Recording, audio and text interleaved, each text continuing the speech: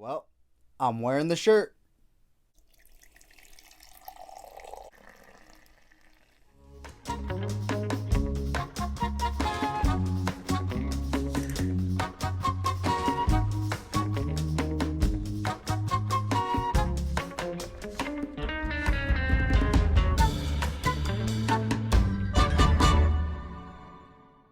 Welcome back to the CoolFigurez channel. I'm your host, Jesse the Bat Madrigal, aka the Buff Collector. The information on this channel is intended for adult collectors and not children. And welcome to episode 26 of Coffee and Toys here on the CoolFigurez channel. So much to discuss today, guys, about the new Batman movie. Of course, we're going to go over Coffee and Toys Live, this week's toy haul, this week's toy news, and so much more. So stay tuned. But first, if you're new, then welcome. This channel is all about cool action figures, analyzing them, hunting them, taking pics of them, and of course, playing with them. If that's your sort of thing, why don't you go ahead and hit that subscribe button, and while you're at it, go ahead and hit that bell notification icon so you stay notified when I do upload new content. And if you do enjoy this video or any other videos that I put out, please remember to give them a thumbs up. It really helps the channel grow. With all of that out of the way, guys, once again, welcome to episode 26 of Coffee and Toys. And as you guys can see, I'm wearing the shirt. So I think you guys know how I feel about the movie, but we'll get into that in a bit. First, we're going to start off with, of course, our Coffee and Toys Live news. This week's guest, thank you once again to Ghost X Ghost Brock. This week's guest was Brock from Ghost X Ghost. Once again, thank you to him for coming on and talking some toys and also some apparel. Ghost X Ghost is a brand new apparel that is trying to put a new spin on pop culture apparel, and by producing items that are unique to Ghost X Ghost. So that way when you see those items, you recognize the property, but you also recognize that it's a Ghost X Ghost shirt and not just a typical shirt that they picked up at Walmart, Target, Hot Topic, Box Lunch, because they're starting to use pop culture, because they use pop culture franchises. They have Godzilla and also have partnered up with Mezco Toys to release unique, one-of-a-kind Rumble Society clothes. So super excited about that. If you want to learn more about it, that interview will be later on in this episode at the end. So stay tuned for that. Next week, I will be talking to the amazing 1/6 shooter toy photographer. I cannot wait to speak with him. Cannot wait to learn some more stuff about toy photography. I will open up the questions on my Instagram at CoolFigurez on Monday, I believe. So that way, if you guys have any questions about toy photography that you want to ask 1/6 shooter, leave them there and I'll add them to the list. The week after him, I will be speaking to Sir Dork about his brand new toy photography con. Super excited about that, as I always state when I do bring this up, because everything has its own con except toy photography. We're kind of just shoved in with everything else, and now to think that we're gonna have our own con, it just sounds amazing. And like I said, I feel like they're going to do way better this year than they expected. And next year, they're going to realize that they're going to need a bigger venue. So super excited about that. Super excited to talk to him about that. But after him, we will be talking to Scott Knightlick, the rescheduled of, episode 5 or 6 originally, that the whole fiasco and stuff. So we finally will be speaking to him. Like I said, he has 25 plus years of experience in the toy industry, working for Mattel, Spin Master, Jada Toys. So you're not going to want to miss out on that as well. Super informative, super awesome. So like I said, you're not going to want to miss out on that conversation as well. And following him, I will have Rocco the Great on here to shoot the shit, have some fun, talk some toys, probably talk the new Batman movie if it's still on our minds and whatnot. So we'll see what comes about. We'll see what comes about from that conversation. I really don't have any kind of like direction for that one.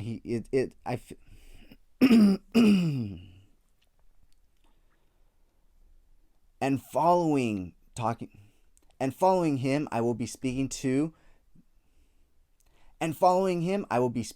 Rocco the Great. So looking forward to all these great conversations I will be having on Instagram. So I am looking forward to all these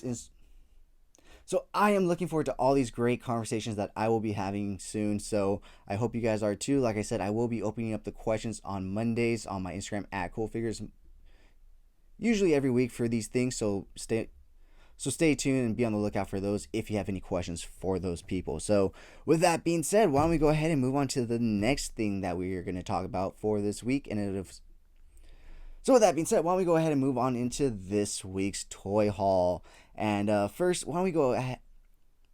But first, why don't we go ahead and talk about this week's unboxing? So, as you know, I've seen the Batman, and um, as you can see, I'm wearing the shirt. I thoroughly enjoyed it, so much so that this figure has made a return to the table, and solely based on my enjoyment of the film, I decided to keep her and make her this week's unboxing, and that is, of course, the McFarlane Toys Catwoman, because I have officially decided to basically just dedicate a whole shelf to this movie. It's like right here, right behind me, over my shoulder and stuff. You can't see it because my chair's in the way.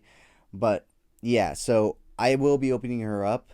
But so much so that if you guys didn't know, unfortunately, McFarlane Toys probably will not be giving us a Commissioner Gordon. And you're probably thinking, well, what's your source on this? What's your information?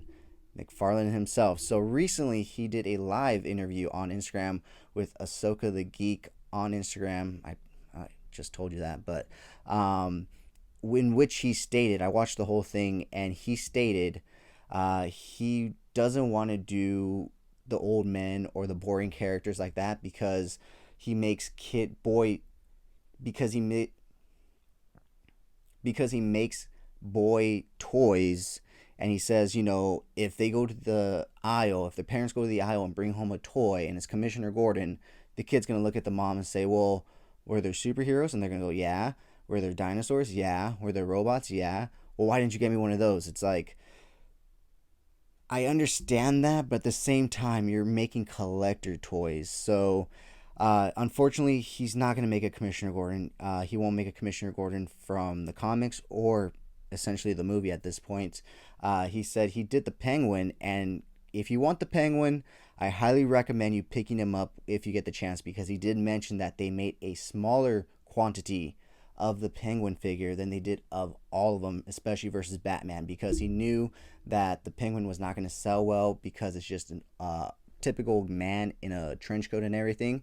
And so he knew that it wasn't going to sell well, so he specifically stated that they made a smaller number of Penguin figures than the others. So that's just a little info I want to pass on to you guys that I gained from watching that whole interview. So if you do happen to want a Commissioner Gordon for your The Batman display, I highly recommend you doing what everyone else is doing and picking up the Diamond Select Bernard Loeb Westworld figure, and it does scale with the DC Multiverse figures. This is not going to be an unboxing on this week's episode. I happened to go outside real quick right before I started filming, and lo and behold, there were 2 Amazon boxes right there on my doorstep, and I was like, fuck. All right, let's see what this is. Because I really didn't know what it was. Because I was expecting this probably maybe tomorrow or Sunday. Well, I guess today is Sunday when you're seeing this, so you guys know I film this on Fridays. Super happy to get him, but he does scale well with the multiverse figures, and he does look pretty much like Commissioner Gordon in a suit and everything, so you can't really go much. It's honestly a pretty perfect fit because he's already in a suit, essentially kind of like the one he's wearing in the movie.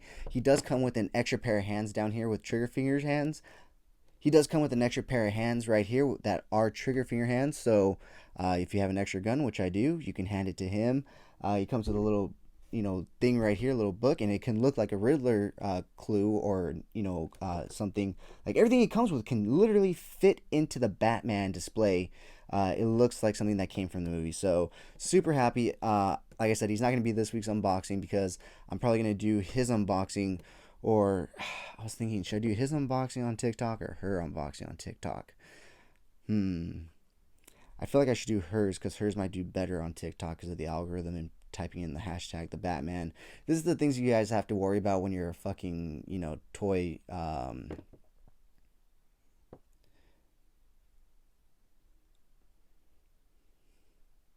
when you have a toy page and you do all this kinds of stuff, you have to decide stupid first world problems like this. Like, do I open this toy up first, or on TikTok, or do I open up this toy? Or do I open up that toy? So I don't know. It may be Bernard this week. It may be Catwoman. We'll see. But either way, yeah, definitely fitting into my the Batman display. But the other thing that was in a box was a long, slender one, and I was like really confused because I was like, what the fuck did I order? The Batman Drifter bike. Super excited about this one. Super hyped. Because regardless of the movie, because regardless if the because if because regardless if the movie was good or not, these bikes are really cool and they fit some really good characters. So I would have enjoyed them nonetheless. But now that the movie's out and I know it's good, I can enjoy them even more so. And we do have one other one, and it is something loose in there. Sounds like something's loose in there. And we do have one more, and it is something loose in there. Sounds like something's loose in there. And it is one more, and it is a bit slender and long. I already know what it is, but I guess I'll unbox it for you guys. I actually do already have it. That's a clue for you guys. I do already have this. I have shown it off on the podcast before. This was a pre-order that I now got in, but I happened to find it in store before this came in. So you guys should know what this is. It is a 4-pack. And I will leave it at that until we unbox it at the end. So moving on to the rest of this week's haul, because that is not it. Those were just the things that showed up on my doorstep right before I started to film. So why don't we go ahead and start with last weekend, essentially the day after I finished filming. My friend Robert hit me up and he's like, yo, I'm going to go toy hunting. As much as I love it, I fucking hate it because he always finds stuff and I always have to pay him for shit. You know what I mean? So it's amazing because he always finds stuff, but it's like, damn, my wallet. But I still love him for it. So thank you so much, man. I really do appreciate you finding me not only the gold label Batman, but also the McFarlane Dark Knight's Return, the McFarlane Dark Knight Returns Batman, and also hooking it up with a sick deal for the Superman. So thank you so much. Really do appreciate that, man. So as you can see, first thing I want to talk about is this gorgeous, gorgeous statue right here. And something that I did notice is this one is different than the one that's just a standard regular Batman. This one is based off that poster art that Jim Lee drew leading up to the release of the Batman, or hype and tease for the Batman, I believe 2 years ago. And the and the regular one that doesn't have all this red and black and it's just straight up a Batman statue actually has a batarang in his hand, and I believe his other hand's doing something else. So this one is different than that one. So the bases are the same, however the poses are different. So if you were wondering whether you should buy one or the other, now you know they're two different poses. So yeah, super cool. And the cool thing about this thing is that it came with the trading card because it is a DC multiverse type figure. It's in that category, but it also came with this amazing backdrop right here for the figure.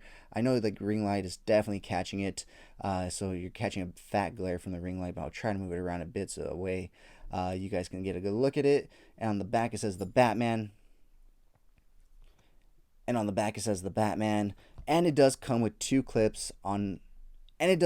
little clips to hold up the backdrop, so that way you can display the backdrop with your actual statue. So that's pretty cool because he didn't have to do that. Usually they'll include the back.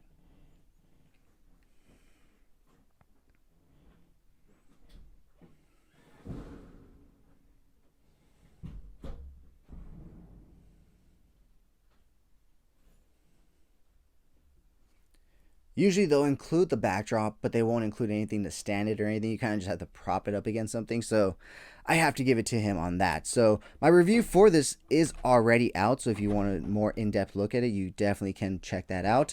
But I'll go ahead and pull him up. So that way you guys can get a nice closer look at him right here. And honestly, he looks amazing. And after watching that film, I am so happy that I got him. In fact, Blue, ¿qué es?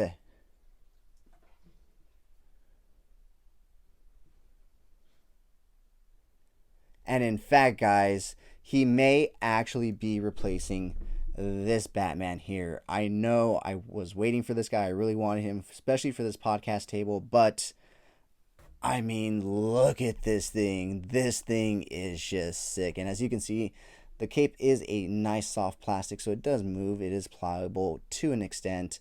And his arms are articulated, so they do move up and down. And his hands will twist and rotate 360. Like I said, my review is up if you want a more in-depth look at him. But yeah, super hyped on that, and hoping, and I cannot wait for my pre-order of the standard regular Batman to come in. So next up, why don't we go ahead and talk about the Dark Knight Returns Batman. Now, definitely the best looking McFarlane figure ever, in my opinion. However, he fell short because he removed the double hinge elbows and the bicep swivel right here. And funny thing about it is I made these complaints known in my review, and I got some mixed responses on it. So one guy replied, "Oh, too complainy, so I didn't like the video." I was like, dude, it's a review. I'm not complaining on purpose. I'm literally just, from a collector's standpoint and a toy photographer's standpoint, giving you my opinion. Like I said, and I state multiple times in my review, it is the best looking McFarlane figure that he's put out. However, he falls short in making it the best figure that he's put out. However, it falls short in it being the best figure. And I state multiple times, it is the best looking McFarlane figure that he's put out. However, it falls short of being the best McFarlane figure due to him taking away those two very key points of articulation. And so that is my honest opinion. I don't get sent these figures, guys. I pay out of pocket. So if you guys want a review that's going to kiss McFarlane's ass, go find someone that gets these toys for free. In fact, I've seen reviews of people that get his toys for free, and they still don't even kiss his ass. So I don't know what people want from me. But then I also got other comments saying, I agree with you. It does look amazing. But yeah, those two key points of articulation being taken away does kind of, downgrade it in a scale and whatnot and stuff like that. And I made a comparison. I said, that this figure essentially just makes me want the Mayfix one. And they're like, oh, how can you compare it to that and that? I just said, I'm not comparing it, guys. I just said, holding this one, looking at it, it looks amazing to the point where I want to really take some cool toy photography pics with it. But it's hindered by the lack of the articulation. And so that makes me want the Mayfix one. So I just give you guys my honest, truthful opinions. Like I said, I pay out of pocket for all this stuff. I don't get sent anything. So everything I give you guys in terms of reviews is my honest review and opinion. That way you guys can decide whether or not it's worth your money. So moving on, once again, Robert did hook me up with an amazing deal on this Superman. So shout out to him and thank you, because if he hadn't, I would not have picked it up probably. I would have just passed on by. But he offered me a deal I couldn't refuse. So I took him up on it, and his review is also up on the channel.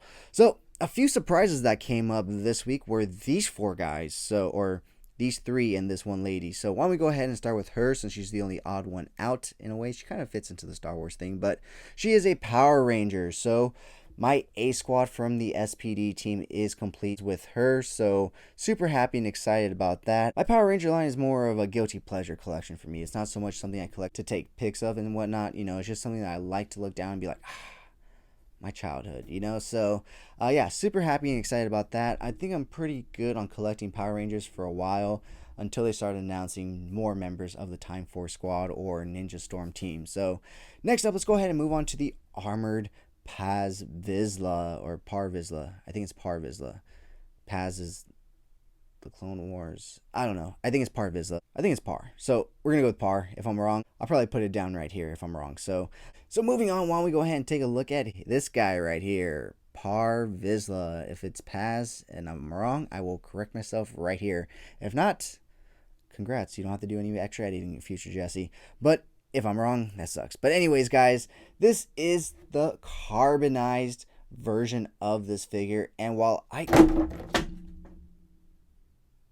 So next up, why don't we go ahead and take a look at this guy right here. And it is the Target exclusive carbonized Par Vizsla, or is it Paz? If I'm wrong, I'll correct myself right here. But anyways, guys, this is the carbonized version of this figure, and normally I am not big on the carbonized versions. However, I am when it is an armored figure, because carbonized look just makes the armor look shiny and really nice. And so yeah, super hyped about this guy. It looks amazing with this shiny carbon finish.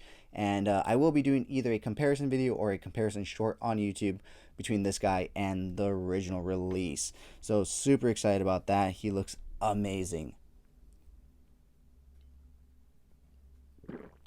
So next up, surprisingly, let's talk about some Walmart exclusives that actually showed up from pre-ordering. So I did receive the brand new vintage collection Cherkasky Clone Wars ARC Troopers, and I am super happy. As you guys know, I do not collect vintage figures here, but that micro series is my all-time favorite Star Wars animated media. I love the Clone Wars that we got from the 3D version, but those Cherkasky micro series were just what Cartoon Network and animation was back in those days, and it reminds me and takes me back to my childhood every single time I watch those. And in fact, those original figures from back in the day were one of the reasons why I got back into collecting, because I wanted this guy, Captain Fordo, specifically in that figure, and I did acquire him for a decent price, and now I do have him in the vintage collection. Like I said, I don't really collect the vintage collection, but I love Troopers, I love the Cherkasky micro series, and I love that these guys come with some soft goods. So yeah, all in all, super awesome, super cool, and the helmets are removable. So definitely an awesome buy in my opinion. So love these guys. Probably will stick them on my trooper shelf. Don't do too much photography with the smaller scale, so I don't see myself doing too much with them in terms of toy photography. These things will once again just be things that I look at and I'm just like, beautiful, and it just reminds me of my childhood and those amazing animated shorts. Well, they weren't shorts when I first saw them, because by the time I saw them all in a DVD compilation, so it was already a movie for me, but they started off as animated shorts. So that has been this week's toy haul. I will probably have some of the stuff that I haven't unboxed yet here on the table next week, since they're still in boxes and whatnot. So just be aware of that. They will make another appearance. So with that being said, guys, it is time to talk about the Batman. And I have 2 pages of notes. So we're going to start off with non-spoilers. No spoilers for the first few. I will definitely give you a warning when spoilers come about. So where would I put the Batman film in terms of genre? I would say a thrilling horror action film. You're on the edge of your seat the entire time. You feel characters are in danger. You feel the horror aspect that they were trying to capture, not only from the Riddler, but also the Batman. This is a Batman movie, unlike any other Batman movie, unlike any other Batman portrayal. While Patterson is not perfect in the role, there is definitely room to grow. However, the other aspects of the Batman were perfect. The Batmobile was perfect. Gotham City, the way it's portrayed, was perfect. The way the people of Gotham City were portrayed was perfect. A lot of other castings were perfect. So the best way I can describe this Batman, with it being such a unique Batman, is like the Tim Burton Batman and the Christopher Nolan Batman had a baby, and this was it. That is the best way I can describe it, because it brings those gothic elements and darkness that the Tim Burton, world brought, while also bringing in that high punch action that the Christopher Nolan world brought. So that's the best way I can describe it. But really, it is its own unique film. It is 10 out of 10. You just go see it, guys. Do yourself a favor. Go see it. I highly recommend it. My biggest thing is the visuals. This movie looks phenomenal. And it's not because they used amazing CGI. There is amazing CGI in this movie when necessary. And that is my biggest thing. They used practical effects, practical sets, practical as much as they could. The scene that we've seen in the trailer where Batman's getting blown away, blind, they actually filmed that. The car chase was actually filmed, and obviously stuff was added into CGI, but they tracked a car in real time and on a real set in a real road.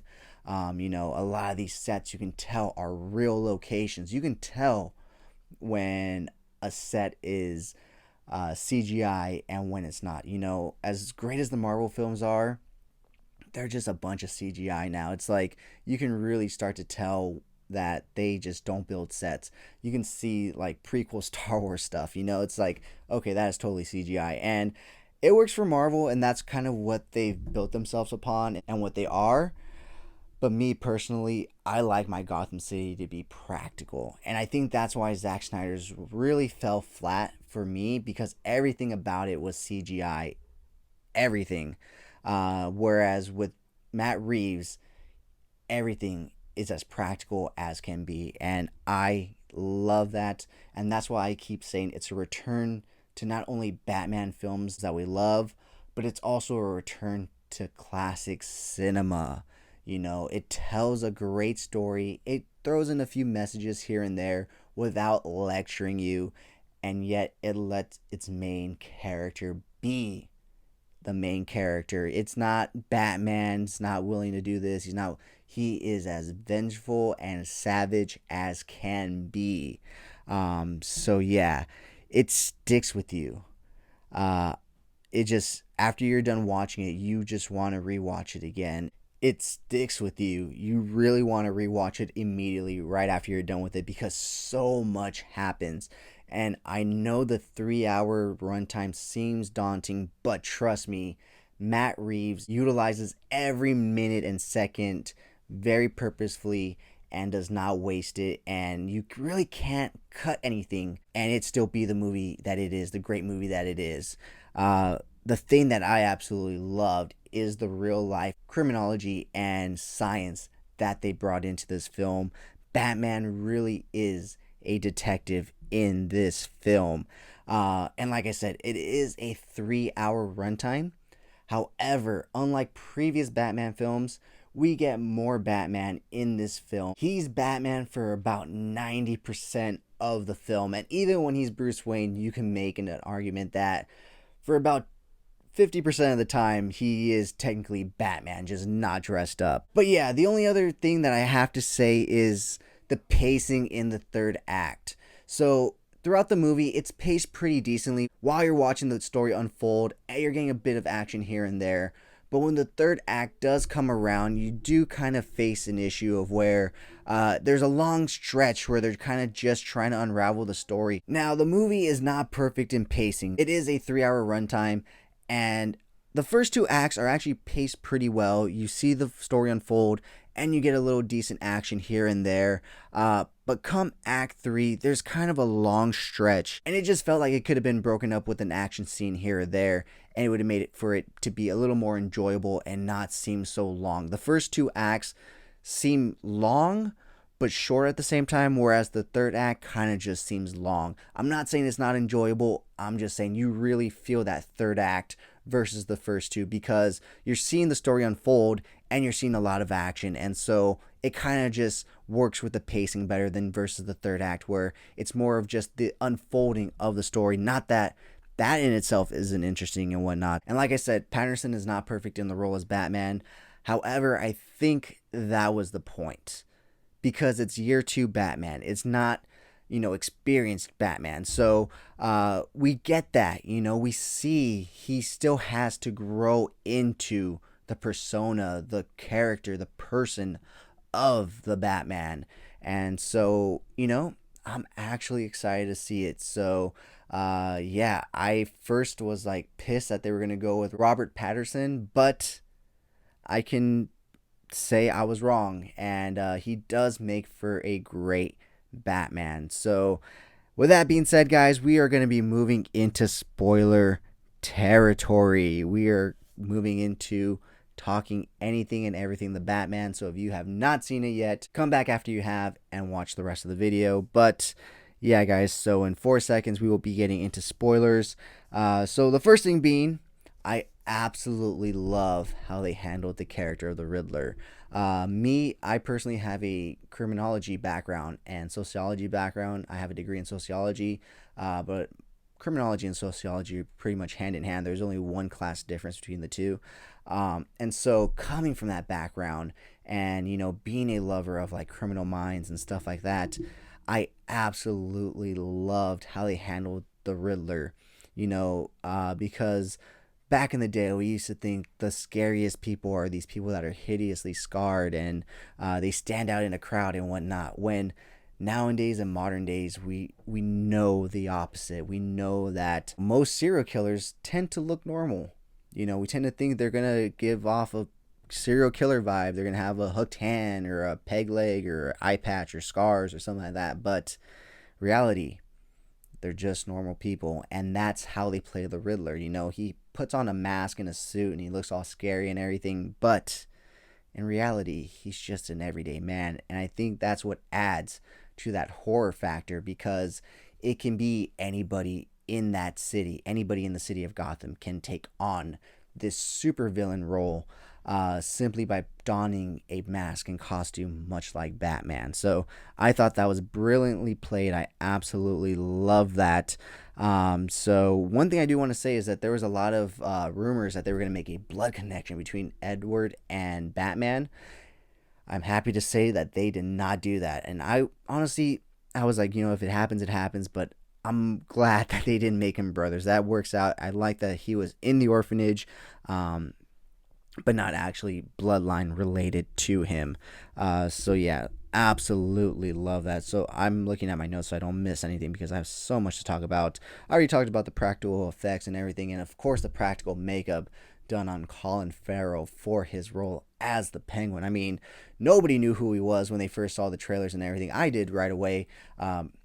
Which is weird because I can never recognize actors and actresses. In fact, on the first night that I saw the Batman, when Zoe Kravitz came out as Catwoman, I was like, oh, is that Aubrey Plaza?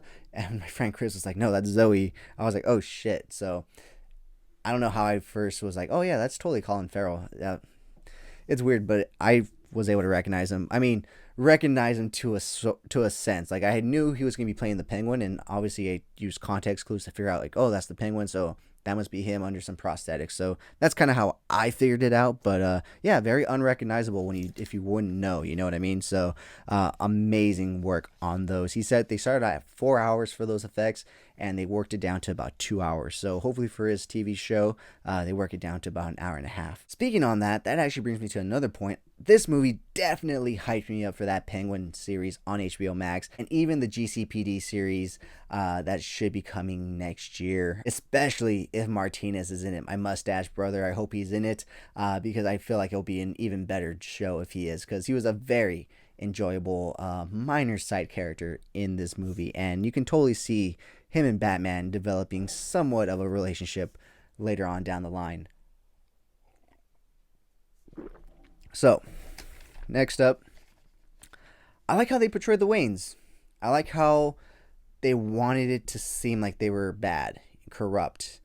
But in the end, we learn that it's just kind of like everything else, rumors, word of mouth, and whatnot. And when you actually get down to the nitty gritty, it's still unsure, because Alfred himself tells Bruce that, I've looked into it, I've investigated it myself countless times, and I still don't know who it is. It could be Maroni, it could have been Falcone, but I just don't know. And I think that was just the best way to play it. And yeah, I love how they brought the connection of Arkham's and Wayne's together in this as well, because with Martha being in and out of mental asylums in this universe, I feel like that in itself was an Easter egg to the Flashpoint graphic novel, in which Batman is Thomas Wayne and Bruce Wayne is killed in the alley and Martha Wayne becomes the Joker. I feel like that connection can be made because she was in and out of mental asylums, so it would make sense that in another universe, if that was the same Martha, she was in and out of mental asylums, had Bruce been killed in that alleyway versus, her and Thomas, it would make sense that she would have lost her mind, turned into the Joker, while as Thomas became Batman. So I thought that was just a cool little Easter egg that I personally made that connection to. I'm probably thinking way too much into that, but that's just my personal Easter egg, at least for myself, if anything. But talking about Easter eggs, man, there are Easter eggs left and right about the animated series, Arkham series, the Dark Knight trilogy. This movie was definitely inspired by all the Gray Batman movies. They took so much from the Dark Knight. I mean, how could they not? It's the greatest Batman movie. But you can totally tell its influence on this movie, especially in the video messages from the Riddler. Whereas nowadays they use a phone and a live stream and everything. Obviously, back in 2008, phones weren't as technologically advanced. Joker utilized a handheld camera to record his videos and everything. So that's where the similarities are. They basically go in the same way. It's just different technology now. You know what I mean? And speaking on technology, I've always had an aversion to modern technology in my Batman. I've always felt like it just feels out of place in Gotham. Although, even though Gotham has evolved with the modern time as we go along and everything, I've always had an aversion to modern day technology like phones in my Batman films. Not so much computers and everything, but more so like cell phones. But this one actually utilized them in a good way, in a way that I didn't think was like over the top and too Mission Impossible-ish, and mainly just utilized it as a communication device for the Riddler to communicate with Batman and his followers. So they really could have done it in a really shitty, batty way, but they definitely handled it in a subtle way that it didn't really bother me too much. I know that's probably sounds like a pretty nitpicky thing, but that's just something I find personally with my own Batman films. So yeah, moving on, talking about Easter eggs that pertain to the Arkham series, this movie felt like I was playing the Arkham series games. From the POV shots, I absolutely love the POV shots. When you're in Batman's shoes, you feel like Batman. Gordon's walking to a crime scene and you're walking right behind him. All the cops are trained to you, and it's just like, wow, that's what it looks like to be Batman. Matt Reeves puts you in those shoes, and it's just like, wow. So I absolutely love all those POV shots, because it's not just limited to the Batman, obviously. Even the Riddler gets his shot at some pretty creepy POV shots. So let's go ahead and backtrack a bit to the Dark Knight and the videos, and kind of like this one paying homage to that one with those videos. The Riddler in this movie also kind of paid homage to Heath Ledger's Joker back in the day, because Heath Ledger's Joker was a very big departure from the character as we know it, and so was this one, and as we know through history, it was a very, breakthrough character, and it became a very loved character, and this one itself, I think, is a very breakthrough character as well, because like I said, they didn't play this guy as your typical Batman rogues. He is more of a real world serial killer, sociopath, where he's calm, collected, he can plan stuff, but when he's captured, he plays him very lunatic, very wild, where you can see his mind is truly unhinged. And so I absolutely love that portrayal of the Riddler. He totally had that Zodiac killer look with a dash of what is the Unabomber in terms of what his message was and what he wanted to accomplish. But then he also at the end kind of gave tribute to Jim Carrey and Frank Gorshin with his wild antics and everything when he was captured in Arkham and whatnot. So awesome portrayal of the Riddler. I definitely will be speaking on him again. But like I said, so many Dark Knight references and parallels. The DA was killed and not replaced. I think we all know where that's going. I think in the next movie we're going to be voting in another DA, because at the end of the film, Batman doesn't win. And I think that's another thing that really made me love this film, is that Batman doesn't win. You know, the next movie he's going to have to rebuild. He's going to have to get better. The city's going to have to rebuild. The city's going to have to get better. And what better way than to vote in the White Knight, Harvey Dent. And as we all know, there's already going to be a power struggle in Gotham. So what if Harvey gets elected and is trying to take control of that power struggle, and in doing so ultimately crosses the wrong person and ends up getting half his body burned with acid? That's just my predictions, but I'm thinking that's exactly where they're going to go, because like I said, the DA's dead, Coulson's dead at the end of this film, and they did not replace him. And I am pouring my coffee very awkwardly because the mic stands in the way, just so in case you guys were wondering. But yeah, so will we get Harvey Dent in the next film? We'll just have to wait and see. So let's go ahead and move on into Batman. It is year 2 of Batman, and I love this portrayal of Batman. Like I said, Robert Pattinson isn't perfect, but he has room to grow, and I think that was the point, you know? I love how they portray this guy as a nocturnal animal. His 2 years of being a nocturnal animal has really affected him. I find it very interesting that they're trying to paint him as somewhat of a sociopath. And what I mean by that is because at the very beginning when he's narrating, he says, you know, I find it hard to remember the things that happen at night.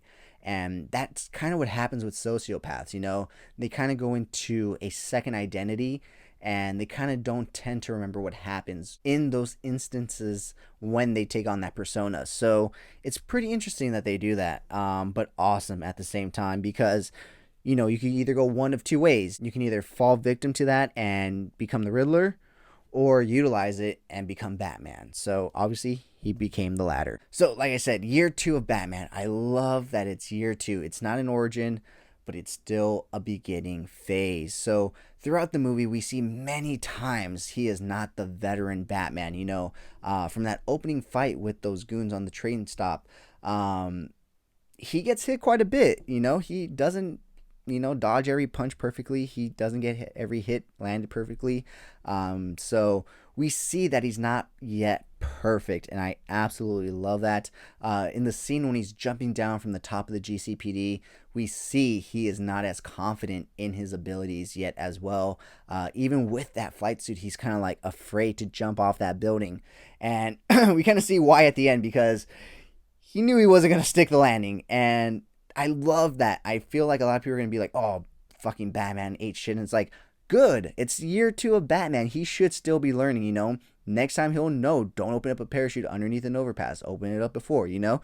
Learning ground, you know. Like I said, it's not an origin, but it's still somewhat in those early learning years of year 2. So, yeah, I absolutely loved how they showed him, you know, not being perfect. Even at the end, you know, even more so, they showed him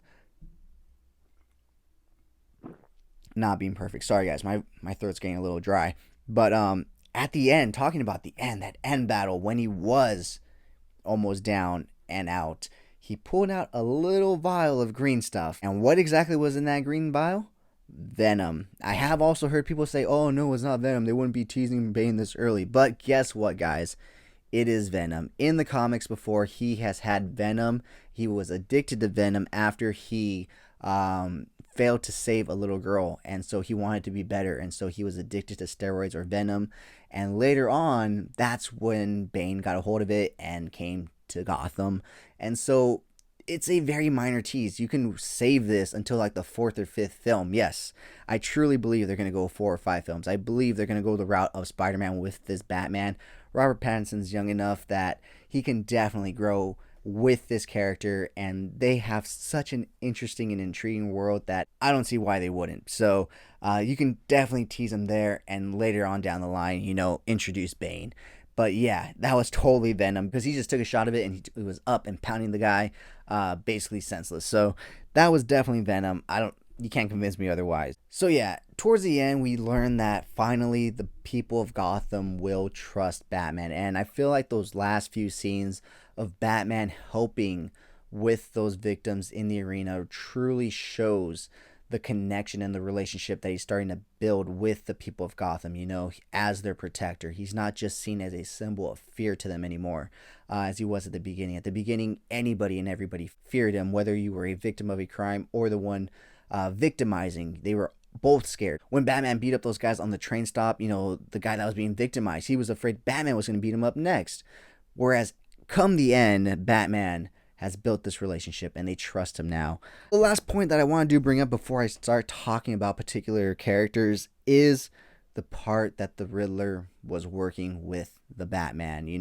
Throughout this whole film, he acts like the Batman is his partner. And going back to what I said earlier at the start of this review about all the criminology aspects in this movie, if you watch many episodes of Criminal Minds, you'll see that some of those guys are killing and doing stuff and writing to the police saying, I'm helping you out, I'm helping cleanse the world. And that's exactly what the Riddler was trying to do here. He was trying to make it seem like Batman was his partner. And there's that scene in particular where people are wondering, oh, did he really know his secret identity? No. You can tell by the way that scene was played out. He was basically just saying Bruce Wayne was the victim we didn't get. He was the only one. But he doesn't know who Batman is. There's one other thing that I do want to discuss before we move on to individual characters, and that is the tease of the Joker. He looks good, I have to admit. From the silhouette and the small glimpses that we got from the small hole in his jail cell door, he looks good. He sounds okay. So hopefully they give him time to flesh out the character, kind of work with it, and he gives a better portrayal. But we'll just have to wait and see what he can give us. So with that being said, why don't we go ahead and move on into individual characters. I know this review is running a bit long, guys, but you guys know how anticipated and how hyped I was for this movie. So you guys had to have known that I was going to talk my ass off on this movie for this podcast. And don't worry, there's not too much toy news. There's a bit, but it's not too much. So yeah. Starting off with Falcone, John Turturro. Man, was he amazing. I loved him from the Transformers series, but this one definitely shows him in a different light. In the Transformers series, it's kind of like Bryan Cranston, seeing him on Malcolm in the Middle versus Breaking Bad. Exactly like that. John is Bryan Cranston and Malcolm in the Middle in Transformers, and John is Bryan Cranston in Breaking Bad in The Batman. He's a menacing villain. You feel his presence, and you really don't know what he's capable of. He played that role really well. So, yeah, really enjoyed his character, really enjoyed his portrayal. Moving on to his right-hand man, Colin Farrell as the Penguin. As I stated earlier in this review, I absolutely loved him. What else can I say? His approach to the character, the prosthetics, everything, especially his chase with Batman and all his scenes with Batman were just amazing. He was just exactly how I would picture Penguin being in live action. A dick to Batman, and he plays it off very well. So yeah, I absolutely loved him as Penguin. And even when he's captured with Gordon and Batman, he's still a dick and he's still playing it off like that. So I absolutely loved him. Zoe Kravitz was the best Catwoman. She played the role to perfection. Previously, we've had Anne Hathaway and Michelle Pfeiffer, and then we've had the 66 versions. I say versions because I think it was played by 3 actresses back in the day. But she definitely has the best portrayal of Catwoman, and I thoroughly enjoyed her on screen, and hopefully she comes back, not the next movie, but later on down in the series. So next up, let's go ahead and talk about Jeffrey Wright, Jim Gordon. Man, talk about perfect casting, guys. I absolutely loved Jeffrey Wright as Jim Gordon. Although I probably just say that because I'm biased and I just love Jeffrey Wright and anything that he does. I love him in the Bond films, and here I still love him. The chemistry and the relationship that him and Robert Pattinson's Batman have on screen is amazing, and it feels like the relationship that they have in the comics, in the animated series, and it's just amazing. It works perfectly, and there's that scene that was released where he punches him, and it's like, it was totally mixed up and out of context, but when you see it, it totally makes sense, and I absolutely love the relationship and how we see them work together throughout the film to solve the Riddler's riddles. Talking about the Riddler's riddles,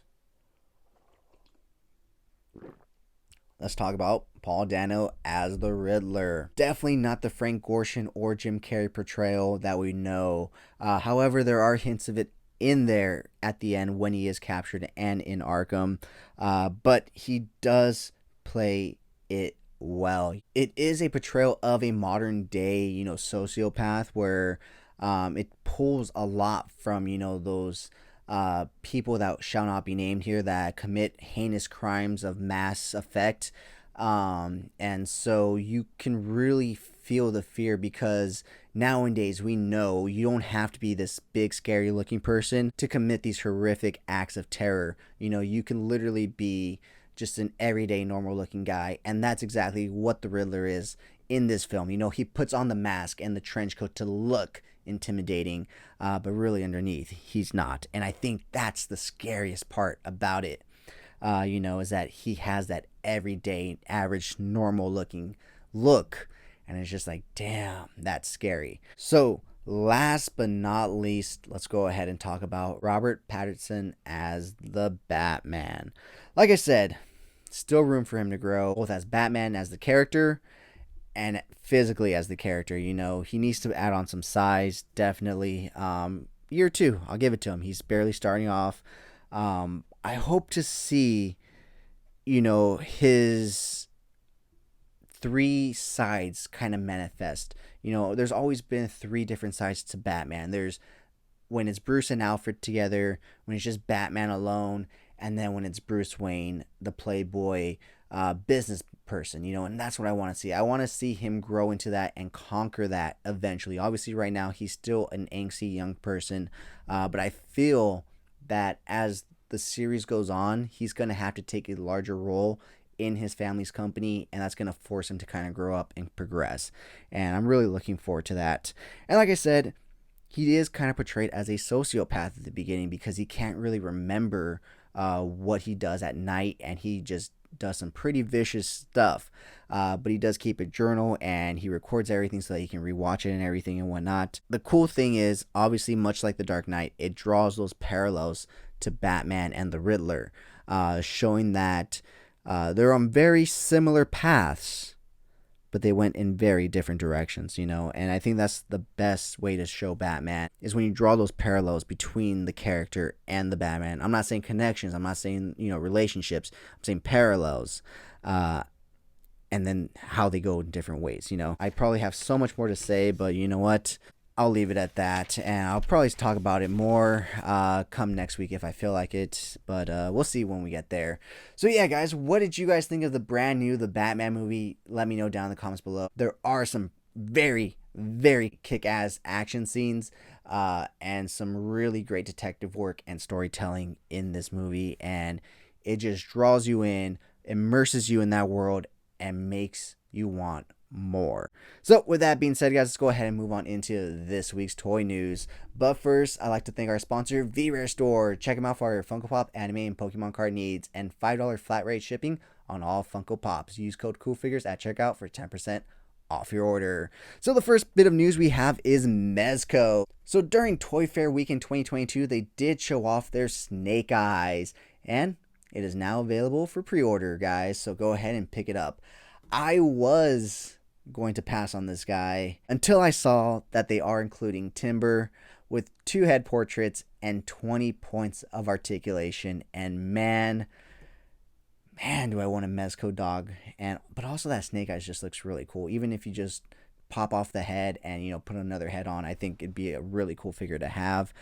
So I may put my pre-order in, although this is not an exclusive release, so you do not have to pre-order at mezco.com, which means you do not have to put a deposit. However, if you do it through Big Bad Toy Store, you do have to put an $11 deposit, but if you do it through Entertainment Earth or Dorkside, there is no deposit needed. And now for the big news from Mezco. Well, at least the big news for me. Their new The Batman figure, which was also shown off during Toy Fair 2022 weekend, is going up for pre-order March 9th.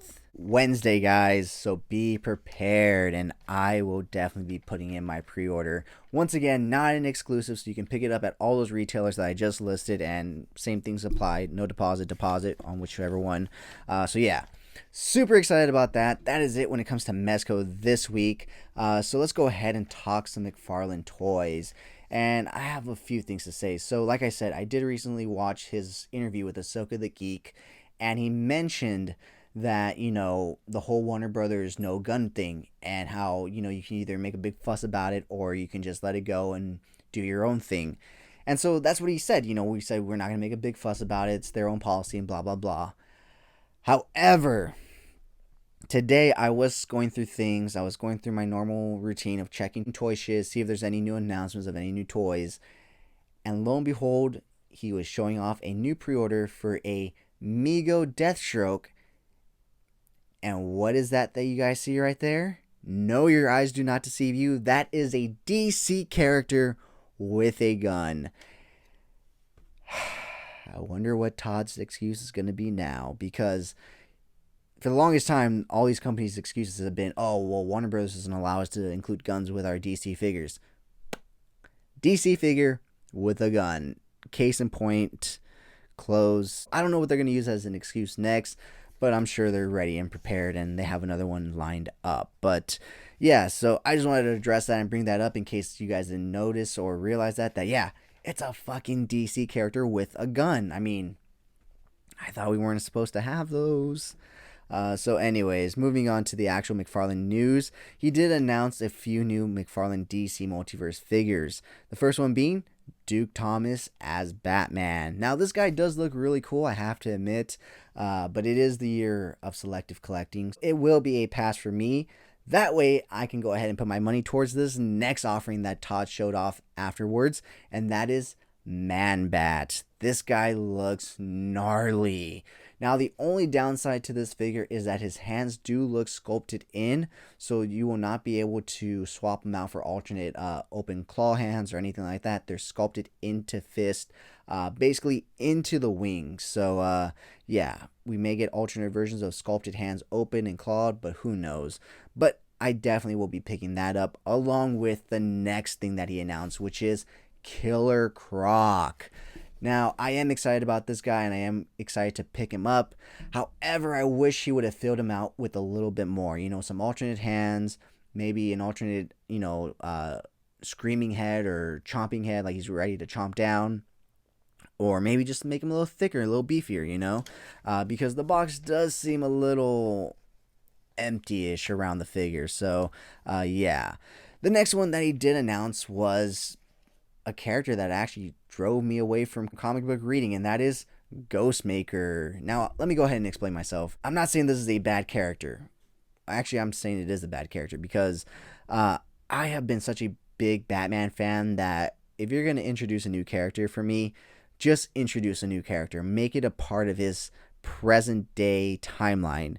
When you start trying to introduce people from his past that we don't know about, it's like, we know his past, we know who he's interacted with, and so adding this random person really drove me away. I was like, you're really trying to do this? And so I was out the second Ghostmaker started making multiple appearances in the Batman DC comics. And yeah, apparently now Todd thinks he's cool enough to be a figure, so if you're into that, he should be coming soon. And the last thing that Todd did announce was that he is going to be making the Black Adam figures for the movie. I mean, was there any surprise? It's a DC license. He has the DC license.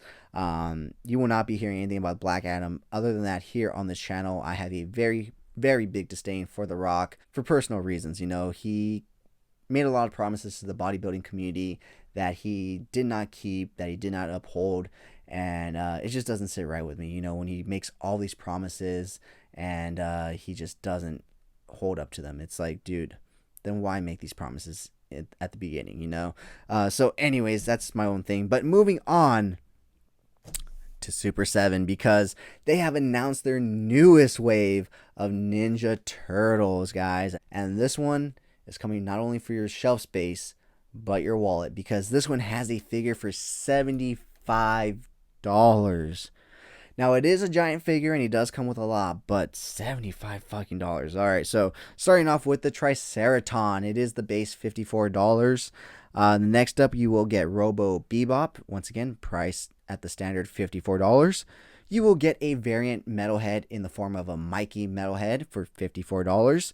And last but not least, like I said, you will get a gorilla figure for $75. But like I said, he is jam-packed with a lot of great stuff, so it kind of makes sense. You know, he's a really large figure. It comes with a lot of accessories, so makes sense. But yeah, honestly, if I'm interested in any of them, it's probably going to be the punk rock Don.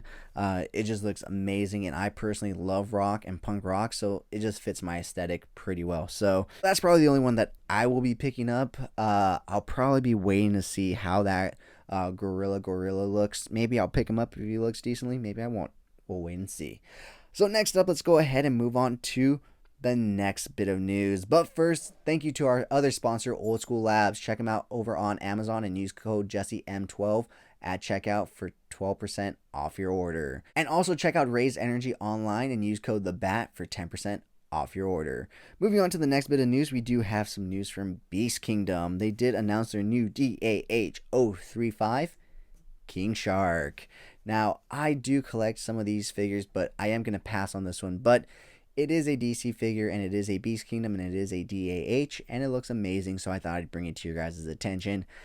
So maybe if you guys want to pick them up. But yeah, I'm going to be passing on this one, but it does look amazing, and it looks pretty sizable, so as it should be, since it's King Shark.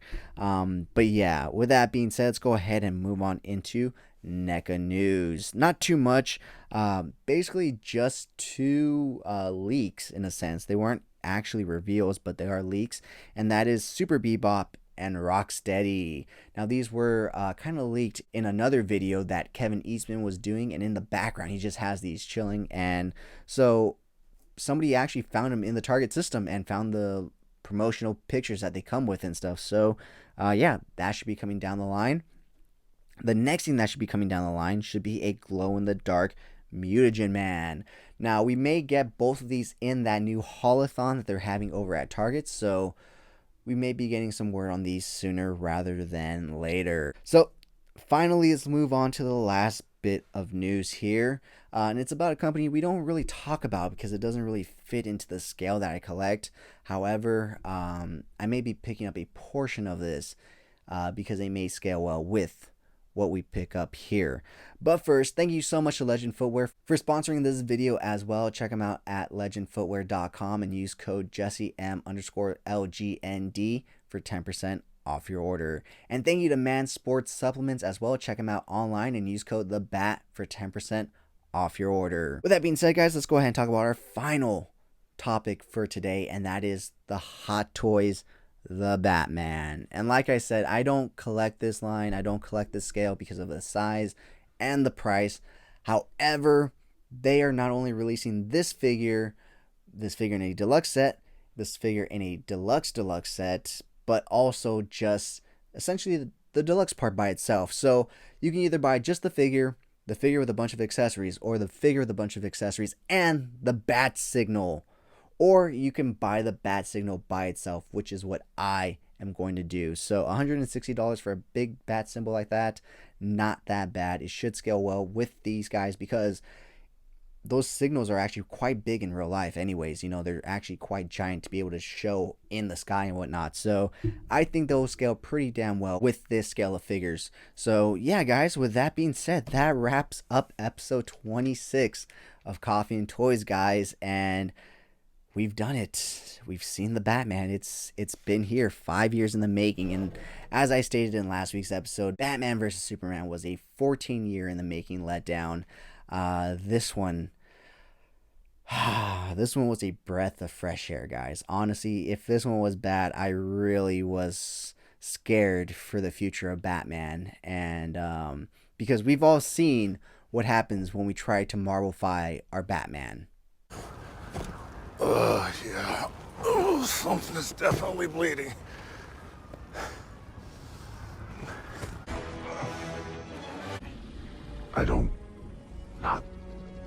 And so, yeah, you know, going into this movie, I was hearing a lot of things like, oh, this movie isn't for kids. It's too dark. It's too grim. It's too broody. There's no real comic relief and stuff. And I was loving it. Like, yes, don't give me any of that stuff. Give me the opposite. That is what Batman is. Don't Marvelify my Batman to please your fucking general audience. I'm sorry. Just don't. I don't give a fuck if Karen, Sue, and Sam can't go see it because they don't know the comics and, oh, it's not relatable and it's not bright and colorful and cheerful and positive. You guys can go fuck yourself if that's what you want. I'm going to go watch my dark and brooding Batman film where he doesn't even win in the end. So that's just my take on it. You know, like I said, we've seen what happens when we try to make Batman into a Marvel character. Something is definitely bleeding. I don't... not... I still have fucking nightmares, guys.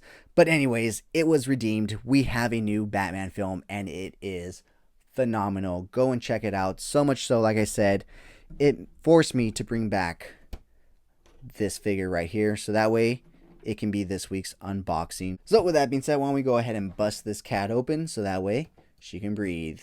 So yeah, this is the McFarlane Toys Catwoman figure. And like I said, I wasn't going to open her up. But after watching that movie, I need a whole shelf dedicated to these figures, guys, because, man, that movie was just phenomenal. It was just, oof. I've already seen it twice as of recording this, and when you guys see this, I'll probably have seen it 3 or 4 times, probably. I'm not too sure, but I definitely will be seeing it a few more times while it's still in theaters, you know, so super excited about that. Let me go ahead and throw this over there, pull this over here. Let me go ahead and liberate her from her plastic twist ties. Wow, I didn't even cut it. I just pulled it through the hole. Alright, so I'll go ahead and take out everything later. But here we have the Catwoman figure. And so first impressions, let's go ahead and turn her around and see if we can pose her up. And oh, she does come with double hinge. Oh, nice. She comes with double hinge everything. Nice. Usually female characters don't. Yeah, she actually moves pretty well. Like, she can actually ab crunch downward too. What the fuck? Batman can't even do that. Wow. This figure, okay. Thoroughly impressing me, I have to admit. So, yeah, guys, here's the McFarlane Toys Zoe Kravitz Catwoman figure. And like I said, thoroughly impressing me. And she does come with double hinge elbows, which is a surprise for not only her being a female character, but also because these two don't have it. So, yeah, super awesome. And yeah, like I said, the movie made me bring her back up. And yep, she's here to stay, guys. So she is the newest addition. Not quite sure when her review will be up because, as you can see, I have my hands full. And obviously I have other stuff that I want to get to, as in that. And of course, Commissioner Gordon. I'm calling this Commissioner Gordon, as you can tell by now. But that is not all, guys. We have one other unboxing right here. And like I said, I know what it is, but you guys don't. So find out with me, why don't you? So why don't we go ahead and liberate this one from its packaging. And let's go ahead and be very careful because we don't want to cut the package on the inside, right? Because we all know the box is very important. So let's go ahead and close that up for safety purposes. And now for the reveal. And there's the big box. Let me try to fold this out. I don't know if you guys can see it yet. It is the NECA TMNT 4-pack in disguise. Like I said, I do already have this. I found it in store recently. So I will be holding on to this to either sell or end up trading for the newer set that once again was leaked in that Kevin Eastman video, that the robotic Bebop and Rocksteady was leaked as well. Because like I said, I did find those.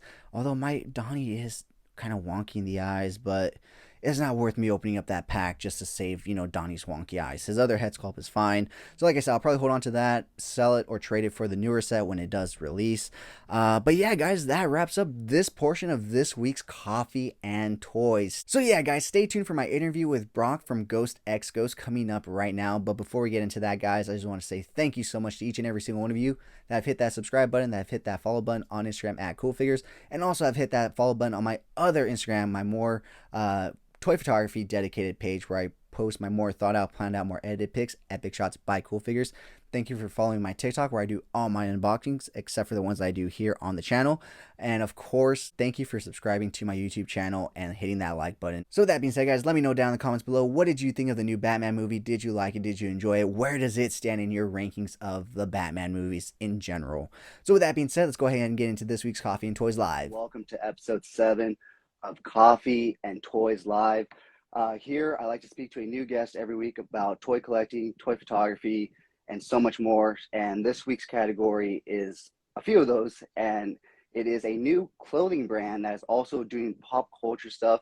And the owner and operator also has history in the collecting world. So I like to welcome and thank Brock from Ghost by Ghost for being on here. I really do appreciate it.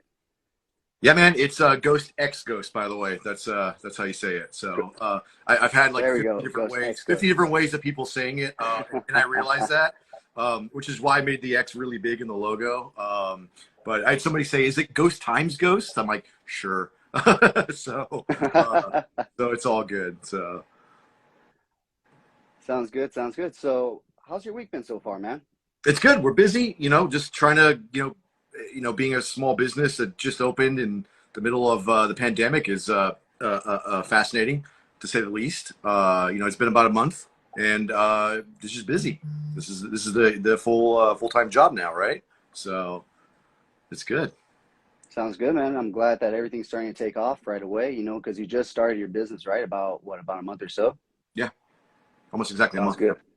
Nice, nice. So, it's always good to see your business thrive like that right off the start, right? I mean, let's temper expectations. Thriving is one thing, but existing is another. That's kind of where I'm at. We're doing well. We're just started. So I feel good about the direction we're going in. But I didn't expect to come out the gate like selling millions of shirts instantly. But yeah, it's building with each release, and it's feeling good. And I think we're doing some pretty cool stuff. I hope everyone else, when they finally get it, the first shirts I think are shipping next week, and then we should have a pretty steady release, and hopefully people will get them and enjoy them. And then I do want to just one thing is while we are currently focused on apparel, we are not only apparel. I like to say it's a apparel and collectible company, but the collectible part is way down the line. So we'll get there. So it's not just a bunch of T-shirts that I'm planning to do for the rest of my life. So. Well, sounds good. We'll definitely talk more about your company, later down the line in this show. We'll go more in depth and all that. But first, I like to ask about the guests. What exactly got you into collecting? Yeah, I mean, I've been, as like, every kid, I don't want to speak for girls, but for guys anyway, grew up, I'm a kid of the 70s, 80s, and 90s. So, collecting, or as a kid, I didn't collect. I just had and played with all kinds of toys. I didn't really consider it collecting, and probably until somewhere around the release of the first McFarlane toys, the first series of Spawn, Mm. where, that was what, mid 90s. And, I was reading the comic at the time, and kind of got those. And then for every subsequent release for several years anyway, I bought everything they did. So that was my first experience with completism, being a completist, was all that stuff. Even if I didn't like the figure, I still had to have it just to be completed. So that's kind of, I think that's pretty maybe where the seed was kind of planted, early on in my age, but then definitely, getting into, at the end of my high school years and into my adult life, in the mid 90s, which, spoiler alert, I'm old. So but that, yeah, so that's kind of where it really started at first. So. Okay, nice, nice. So would you say that was your favorite line to collect? Well, it was. I mean, that was many, many, many, many years ago. But then I evolved beyond that. Evolved as if McFarlane toys are bad. They're not. They're great. But taste change, right? And I would still buy some here and there. And I think really what kind of opened up my perspective on figures is I was still focused on a lot of stuff that we know here. But then when I discovered, I was a fan of the anime, the kind of late 80s, early 90s OVA, Devilman. And it was a 2-part OVA. And I was a huge fan of that. And, what little I can get of the original 70s manga, I would get as well. And then when there's a company out of Japan called Future, it's FEWTURE, they had started doing this kind of large scale Devilman figures. And so that's where it really kind of for me, clicked, oh, wow. Spending, because at the time you can find them really cheap on eBay now, but at the time they were pretty expensive. And that's, I collected all of those. So that was that became actually, and I haven't, I'm in a relatively new apartment. I haven't got a chance to set them all up yet. But I have a pretty decent Devilman collection. So I'd say that's that's one of my fetishes in collecting is Devilman. And I have others too, other weird stuff that I like to collect. But yeah, I would say like started with McFarlane toys, and then went to other things. But like the Devilman is really like I became like obsessive. So yeah, there you go, Devilman. Nice, nice. Well, thank you for that info. Is there currently any line that you are obsessed with now in like modern times that is like, more recent? I know you still kind of collect those Devilmans, like you said, but like, is there anything that's come up in recent times that you're like, ooh, that's really cool and I had to jump in on it? Yeah, I don't do so much completism anymore. I really like to kind of pick and choose. Like I like that there's so much stuff available no matter what you're into. Like some kind of like a buffet. There's a company called Devil Toys out of I think Hong Kong. Might not be sure, but they do 1/6 scale kind of original characters. I love those, so I buy them when I can when I catch a release.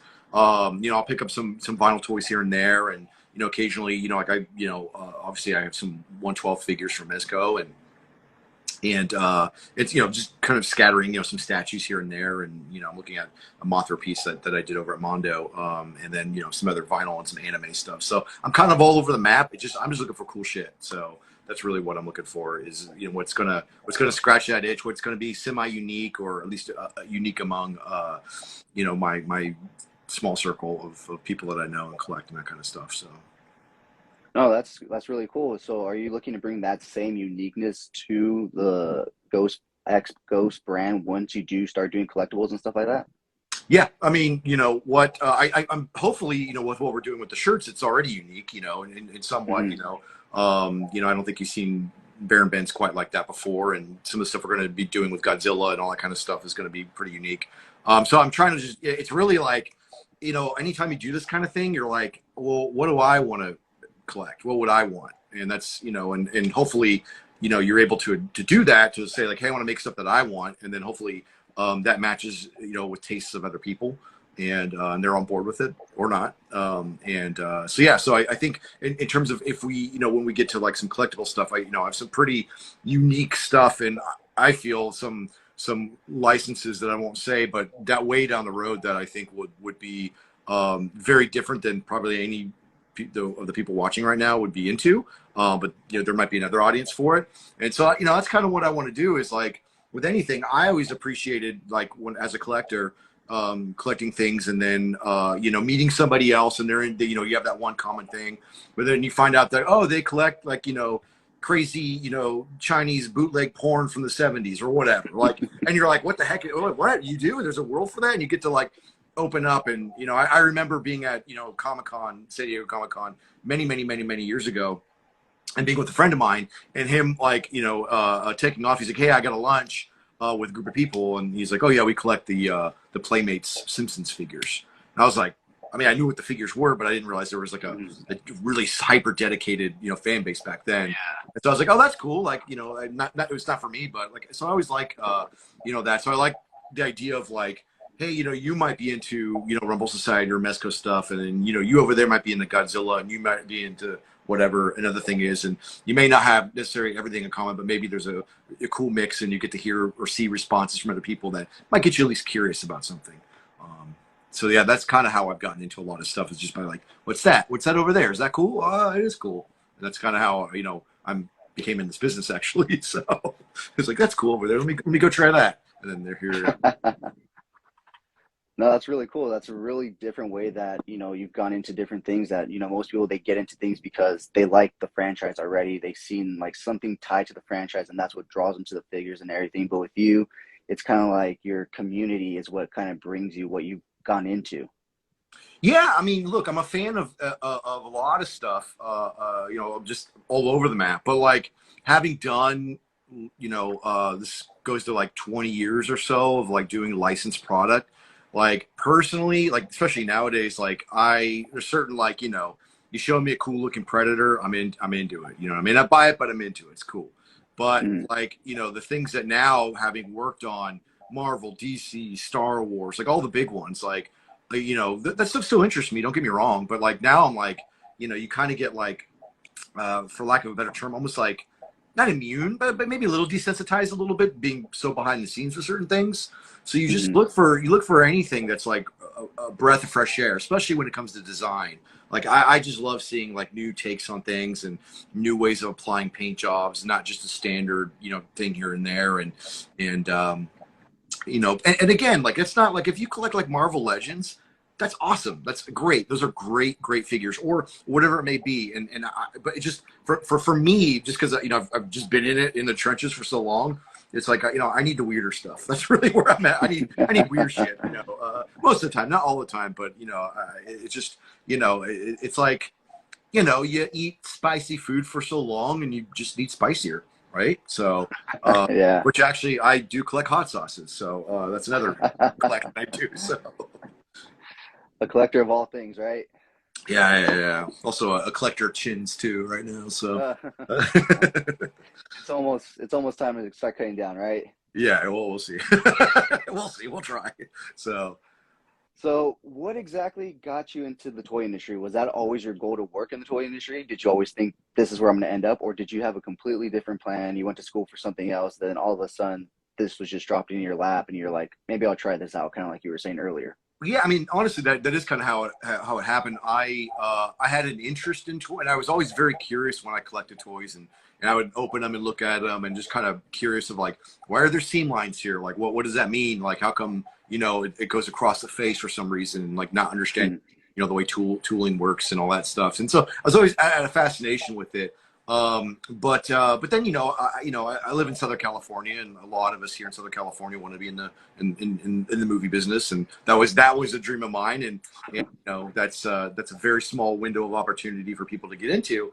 So so while I was living in Los Angeles, I mean I still am, but when I first kind of was living in like Hollywood, I was kind of doing my thing and trying to pursue that dream, but it was like so distant. And then it just so happened that like a friend of mine was in town, my friend Paul, and he was like, "Hey, I need a ride up to this place, 40 minutes north, this place called Sideshow Collectibles." And I'm gonna date myself here. That was 2003, I think like October, something like that, 2003, if I remember correctly. Because we went up there, I had never heard of the company before, and we went up there, and the gentleman that was give us a tour was like, just showing us around, and I made a comment about a job, and like I was like, oh, this is cool, and he's like, yeah, sure, send me a resume, and that's literally how it happened. And so I started at Sideshow in 2003 as like basically a production assistant, kind of helping out. I did product photography and that sort of thing, and then after a year or so, I became the licensing person there, and did that for almost 10 years, not quite, but almost 10 years, and then 2011 left in order to do my own thing, which was that's a whole other story that we want to get into about that adventure. But yeah, I mean, that's kind of how it was. I mean, it's a weird, for fans out there that are like, oh, I'd really love to get into the toy industry or something related to the toy industry.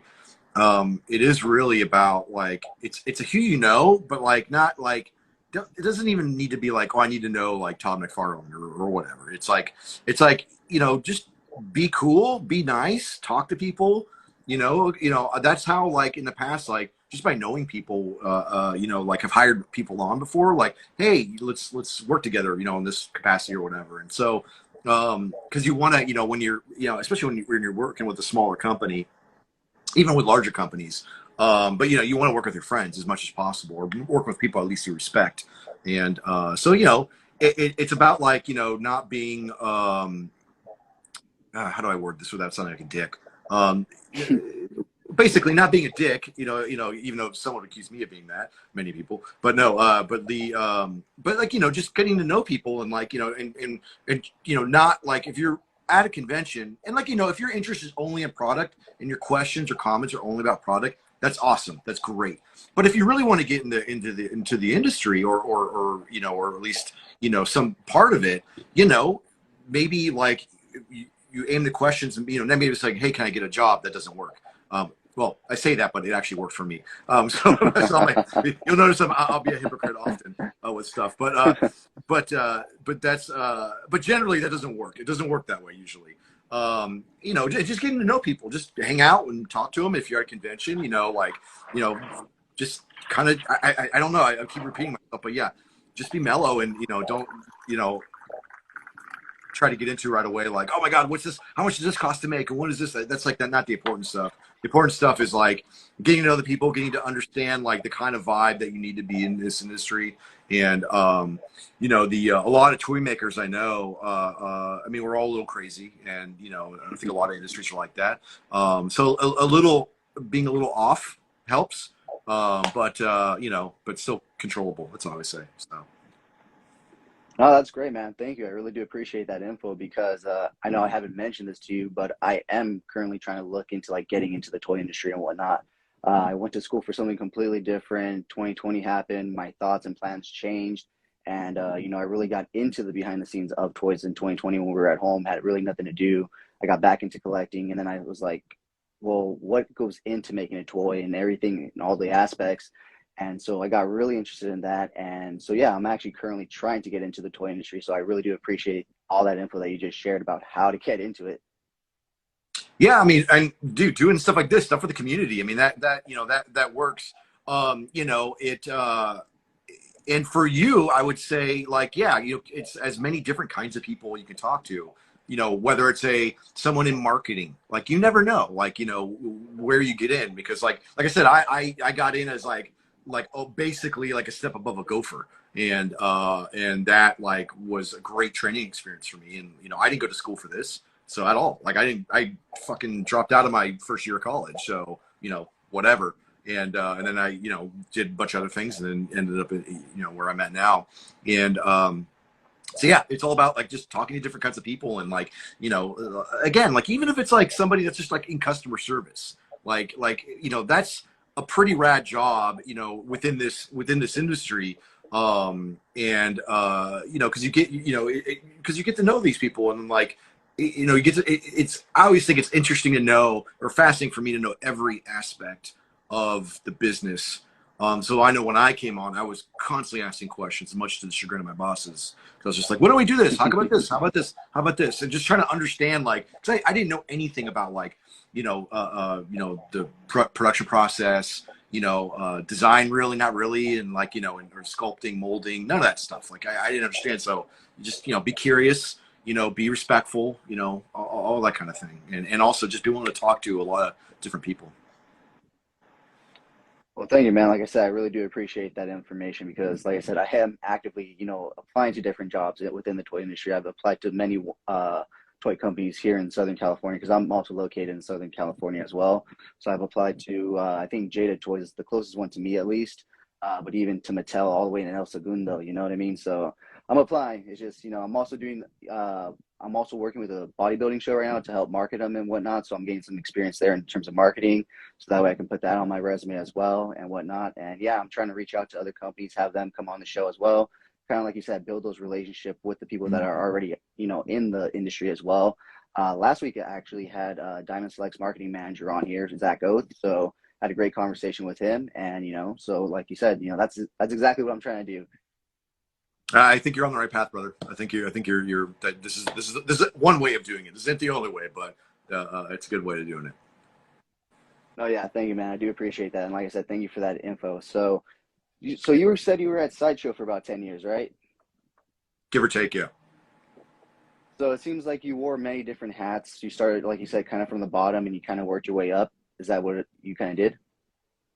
Yeah, yeah. I mean, you know, by the end, you know, being a licensing manager and kind of doing that, and you know, that which is a weird story, just because of like, you know, when I would go into meetings with people like at studios, like, you know, there's some a lot skinnier back then, but like, you know, I'd walk in and be like, you know, I'm just some dopey fucking dude with shitty tattoos, like, you know, and would sit there and, you know, and talk to them. But like, you know, I knew most of the properties, and sometimes you walk in, you know, the property, you know, the whatever it is you're talking about, you know, a particular film, or sometimes you walk in and you know better than the licensor. And so like, so people like, I think, you know, they like me, or at least they told me they like me, and that's enough for me, to you know, allow me, being inexperienced and not going to school for something like that, to be able to kind of thrive in that world. And then, you know, then there was other things I did, you know, while I was doing that, like some, you know, I used to do some kind of weird projects, and bigger projects, kind of project management, and it's kind of hard to describe, but like so I got a little taste of it, and also being surrounded by a bunch of awesome creative people there. And then when you get a chance, you would throw out your shitty opinion, meaning my shitty opinion, and and occasionally they would listen. Most of the time, not, but which is fair. But like, yeah, and that's. But yeah, it's wearing a bunch of hats and like getting to understand really the ins and outs of every aspect of the business. Like, as much as possible. Like shipping, fulfillment. Again, manufacturing, of course, important. The licensing aspect, which is one that seems to fascinate a lot of people, which I understand because there's like a weird shroud of mystery behind it. One of my favorite things is when I watch people or read people talking about like licensing and just fans talking and then making assumptions about how licensing works. And I never chime in because I'm like, let the mystery stand, but it's always hilarious and usually not quite there. Like, it's like, oh, you almost got it. You got like 30% of the information of how this works. But anyway, so at Sideshow, it was a bunch of different hats but really the focus for the largest portion was licensing. So. Sounds good. Do you want to discuss what licenses you manage personally? Well, no, it wasn't. It was all. So. Oh, so like, all. Okay. Like, yeah, I was the only one that was. So what I would do is like go out, negotiate the deals, and if one of the bosses was like, we want to go after this, it's like, cool, let me do the research on that, go after that. Or I'd pitch internally, like, hey, let's do this. Or if a studio was like, hey, we got a new movie coming out, can you come down and take a look at it? I'd go down and take a look at what they're showing and assess that, and then do all the submission stuff, all like everything except for like royalties. I didn't handle like royalties. That's for an accountant. But yeah, you kind of just manage like that entire sphere of business. Yeah, I know like companies like Funko have like 20 or 50 like different people doing licensing because they have so many licenses. But we were able to manage it mostly with one person back then. So yeah, it was everything. It was everything up until like. So if you sold like I won't give like year ranges, but yeah, it was this is like I left in 2011, so there was a lot of significant stuff that I helped bring on. Obviously it wasn't just me. We had a pretty strong like management team that were we'd get together, and I called it the cabal. We'd get together, put our heads together, and be like, okay, we can do this. This makes sense. Let's do this movie. We know it's not our product for this movie. We know we may not do a lot of sales, but the relationship opportunity is worth it. So then it'll lead to this. We did a lot of that kind of stuff, and so, excuse me. So it wasn't always like, hey, this video game's cool, let's make a statue. It wasn't always that. It was like, okay, what's the bigger picture, which is also very important. It's not just like oh, I really like Mortal Kombat, let's make a Scorpion statue. Okay, it's like, well, okay, not a bad idea, but like I'm just using this as an example. It's like, well, not a bad idea, but like how many other people have done it? Okay, there's one that just got released like 3 months ago, so maybe not the right time, but by the time the deal gets done, then maybe we're talking about being able to release it, so enough time has passed, or maybe not, like, you know what I mean? And so there's just so much to it that's like not usually outwardly visible to the public, and not that it's like kept secret. Some of it is, but like just because it's like a lot of it's numbers and it's really boring. And and when you get into it, you're like, your eyes like kind of roll back and.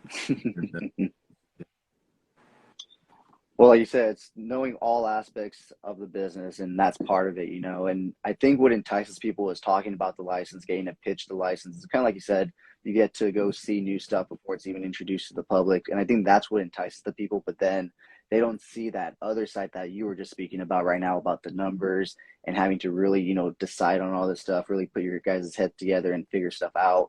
In terms of figuring out what's going to be best for the business overall, what's going to be, most profitable despite what you guys want to do currently, so I think people see one side of it, but they don't see all of it. Yeah, no, you're right. The cool stuff, like seeing it early is like that much of it, right? You occasionally get to see something, or you get some new reference for some new character in some new Marvel film or whatever it may be, right? And you're like, oh, cool, this is awesome. But then you're like, okay, cool. Was like 5 minutes of like looking at the thing out of an entire year of other things. Of course, it happens more than once a year, but yeah, that's the exciting part. But for me, like, and it was really exciting when I first started doing it. But after a while, and being pitched on so many things, not all of it good. right? And and at first, like, I'm like a dumb kid, a 30-year-old at the time or whatever age I was, like I don't remember, but like it was like you're like, oh, this, you might be maybe a little flippant about something, but it's like the one thing you learn is like, you know, what's the best way to say no, right? That's hard. That was really hard for me because you just want to be like, you're inside, like, for me, your inside a-hole wants to be like, this sucks. But then you're like, okay, that's not normal. Like, don't say that. I never did. It was never that. But like, it was more like, so you see a lot of bad stuff. Or stuff that, I should say bad, but stuff that wasn't aligned with what you're trying to do. I do have one funny story. I'll tell you this one story. At Comic-Con at the time. And I was with Sideshow, and I was at the booth, and I used to. Have you been to San Diego Comic-Con? No, I haven't had the opportunity to, Yeah, but I kind of know the setup. A con. Yeah. So, well, if you've ever seen a Sideshow booth, especially from several years ago, they used to have this giant octagon of banners, and inside that was where we would conduct meetings, whether it's with artists, licensors, whatever. So anyway, I'm in there all day doing my thing, and I walk out to kind of like stretch my legs, and I see this like old, like Sam Elliott looking dude, like full on cowboy, like walking around. And he's looking up, and he just happened to be near me, and I'm like, hey, how's it going? He's like, what is all this? And I kind of explained it to him, and he goes, well, I've got a property that I think you guys would be interested in. He goes, but what do he goes, but what? How do I know you're the right company for my property? Again, he hasn't said what it is.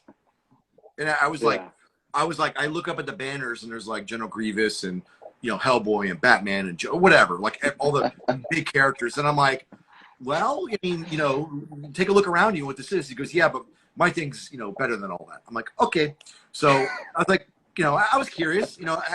I like going in those situations, like just already knowing what the result's going to be. But I was like, I want to have a good story or an okay story. Yeah. But I just sit down with him, and we're in there, and he will not tell me. He never did. He never told me what he had. He was a producer. He was working on a film. He'd give me his card, and I wish I still had it so I could look him up. But it was like, this guy was just like, yeah, you guys aren't good enough for what we're doing. And I was like, okay, well, what do we need to do, or what do we need to do to show that we're good enough? Because I just wanted to hear it, because I just wanted to hear what it was, because I knew it was going to be like, Attack of the Space Eggplants or something like that. You know what I mean? It was going to be something like that. Yeah. Do it. And for as much as I could, for as long as I tried to just, prod him, like, well, why don't you let us know what it is and let's take a look at some reference. And he's like, no, it's highly confidential. This is a really big movie. Blah, blah, blah, blah, blah. Needless to say, whatever production company was on his card, I never saw that logo ever again in my life. And just goes to show you, but and maybe it was the next coming of Christ or something like that. I don't know, but and maybe it is. Maybe it's a movie that the production company changed their name on, and it came out, and it was something amazing that we all love.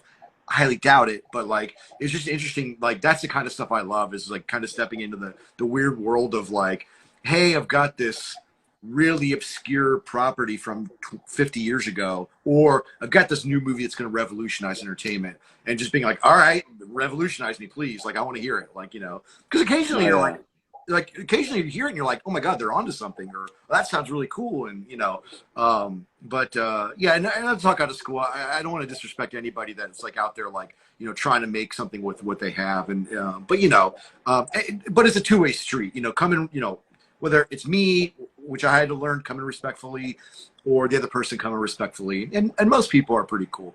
If it doesn't work, it doesn't work. And you're just like, okay, we can still be buddies, but, maybe we don't work together on this project. So, No, yeah, that's funny though. He was like boasting, like, "Oh, my shit's better than Star Wars and Batman," but I won't show it to you. Yeah, I wish I could stand up and do his walk, because he had a full on cowboy, thumbs in the belt, full on looking around with the hat on and the big Sam Elliott mustache, and it was I was like, hell yeah, we got some cowboy action. I don't know what it was, and I'm so upset I never got to find out. But sometimes mysteries are the best, and I can use my imagination. Right, you're right on that one. So after 10 years at Sideshow, man, you figured I'm done with this. I've had my fun. I've done a lot here, but I know I can do more. And you decided to move on into Mondo, and you actually helped not fund, but found their collectibles division, correct? Yeah, so I left kind of going back a little bit when I was at Sideshow. We worked with Mondo a little bit because we had licenses they couldn't get because they had just started. It was really tiny, right? And so I worked Hmm. with the Justin Ishmael, who was the former creative director there, and so we became buddies and we worked. We got licenses, and when we got a license for something, let's say like Planet of the Apes was one of them. And Disney was another where we got a license and then we'd put a little provision for posters, and then they would do the posters, and it was a nice partnership we did for just a little bit. And then I left in 2011 to do the film thing, being here in Southern California, and so that was a 2-year journey of doing all kinds of wacky stuff like that, and then like in I remember it's 2013 ish, where Justin came back and was like, hey, we want to make some toys because I know you've basically retired from the toy industry, which is in retrospect is a hilarious joke. But he's like, hey, we want to help us out over here at Mondo, and I was like, okay, cool. So like for first couple of years, like I was kind of just consulting. They're an Austin company, but I was like, I'm not moving to Austin. No disrespect to Austin, I just like LA, and so Yeah. I consulted. So I consulted for a couple of years, and then about it was about 2 years in when the management changed. Justin left the company, and it was kind of up in the air. And I was like, look, let's do this like full time for real. Bring me on board. I will run this whole thing. And then for several, like, I don't know, how many years was that? 3 or 4? My math's going to be a little off, but for 4 or 5 years, I basically ran that department myself. And obviously, with artists and obviously that marketing people, it wasn't like I couldn't do everything myself. I'm not that special, but in terms of like managing design, managing the factories, all that kind of stuff. And then finally a few years in, it was like, hey, can we bring somebody on board? And it was like, yeah, I brought one of my buddies on board. And then it was after that we brought a few more people on board, and it just came from there. And then so we kind of did that, and then 2020 hits, and pandemic starts, and I'm no longer at Mondo, and that's how it goes. And it's a blessing. It really was a blessing because no offense to the company, but like I am where I am now, and I feel amazing about it. So No, that's that's a great, really man. brief history of Brock's experience in the toy world. I mean, obviously I glossed over a lot of stuff, but that's kind of the basics of it. So. No, man, thank you for sharing that. I really do appreciate that. And that's great that you were able to, completely, run that portion of collectibles for them. Obviously, like you said, you had a whole team behind you, but you were handling a lot of the design and the factories all on your own and everything. And it seems like you did that pretty successfully because they're still continuing on with their collectibles area section and stuff, and pretty successfully as well.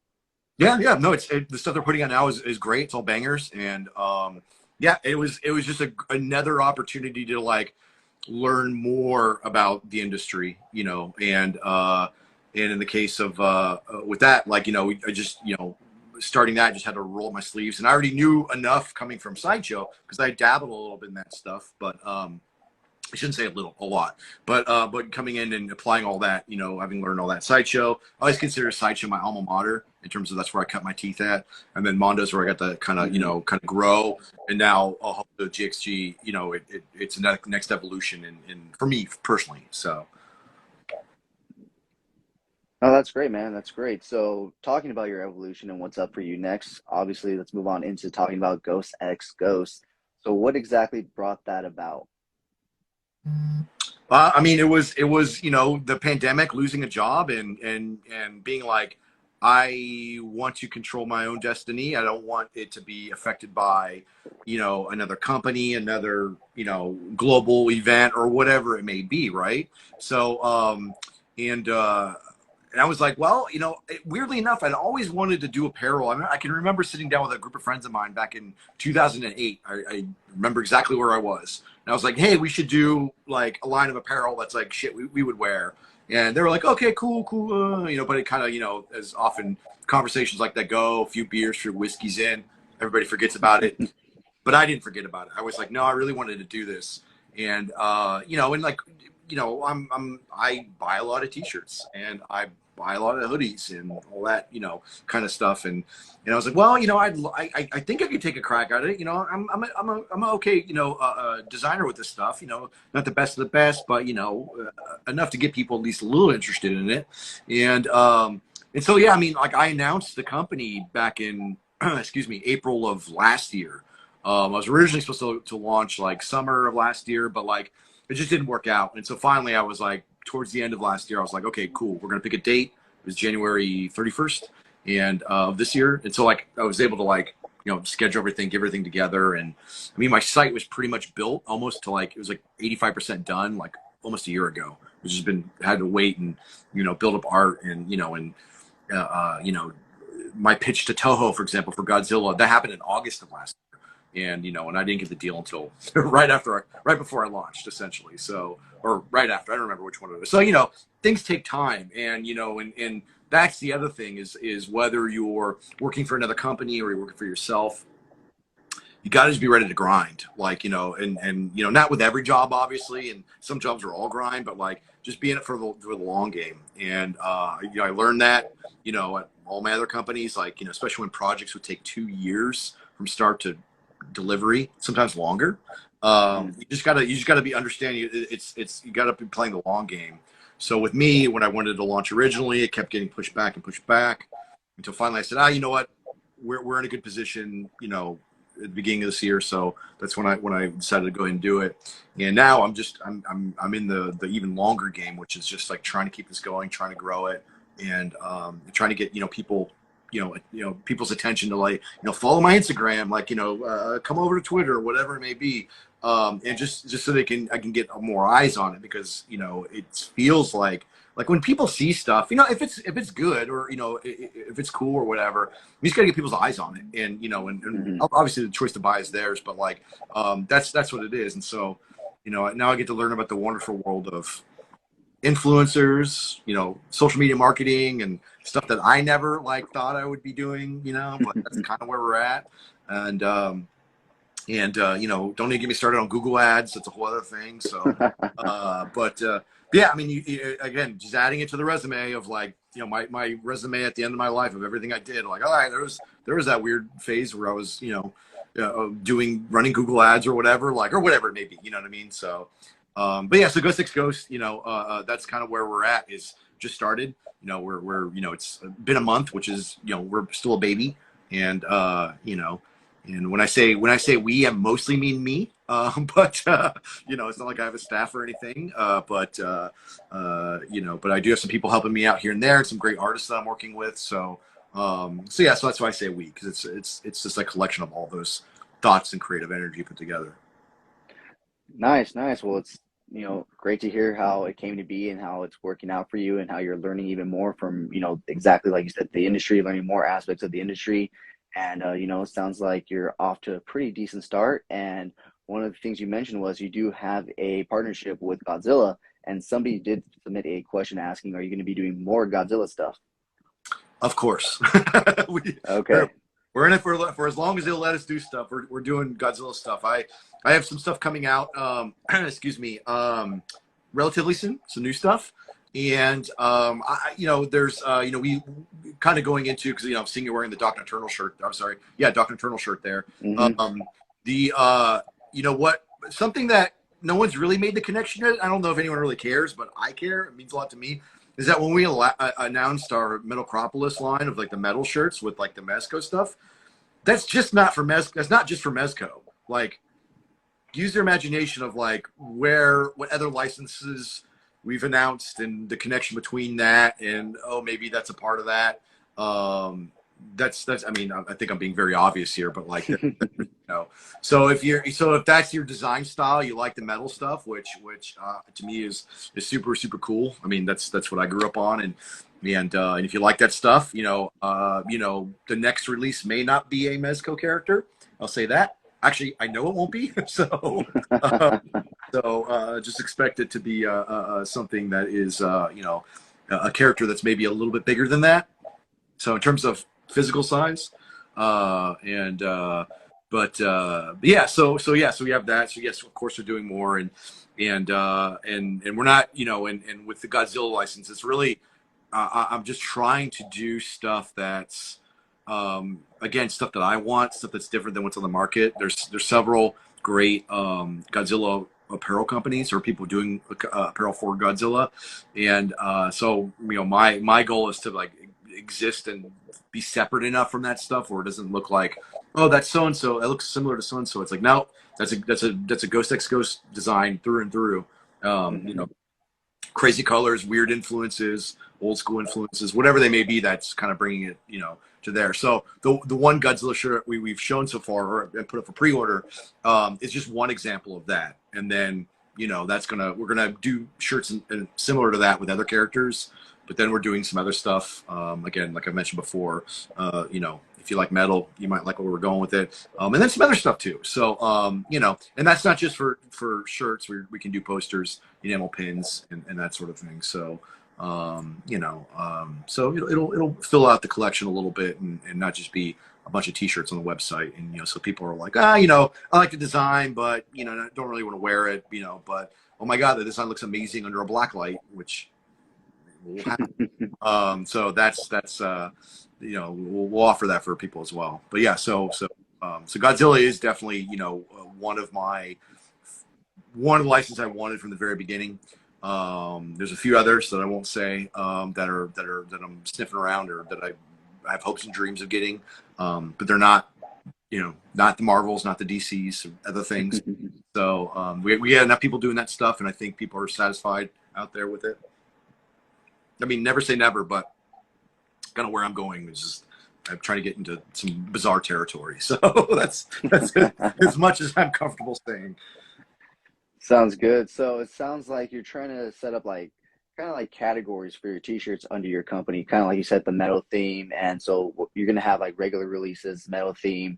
Are there other themes that you've considered or thought about adding to it and having it as kind of like your own, kind of like you said, when people see that's a Ghost X Ghost shirt, like, it's your brand.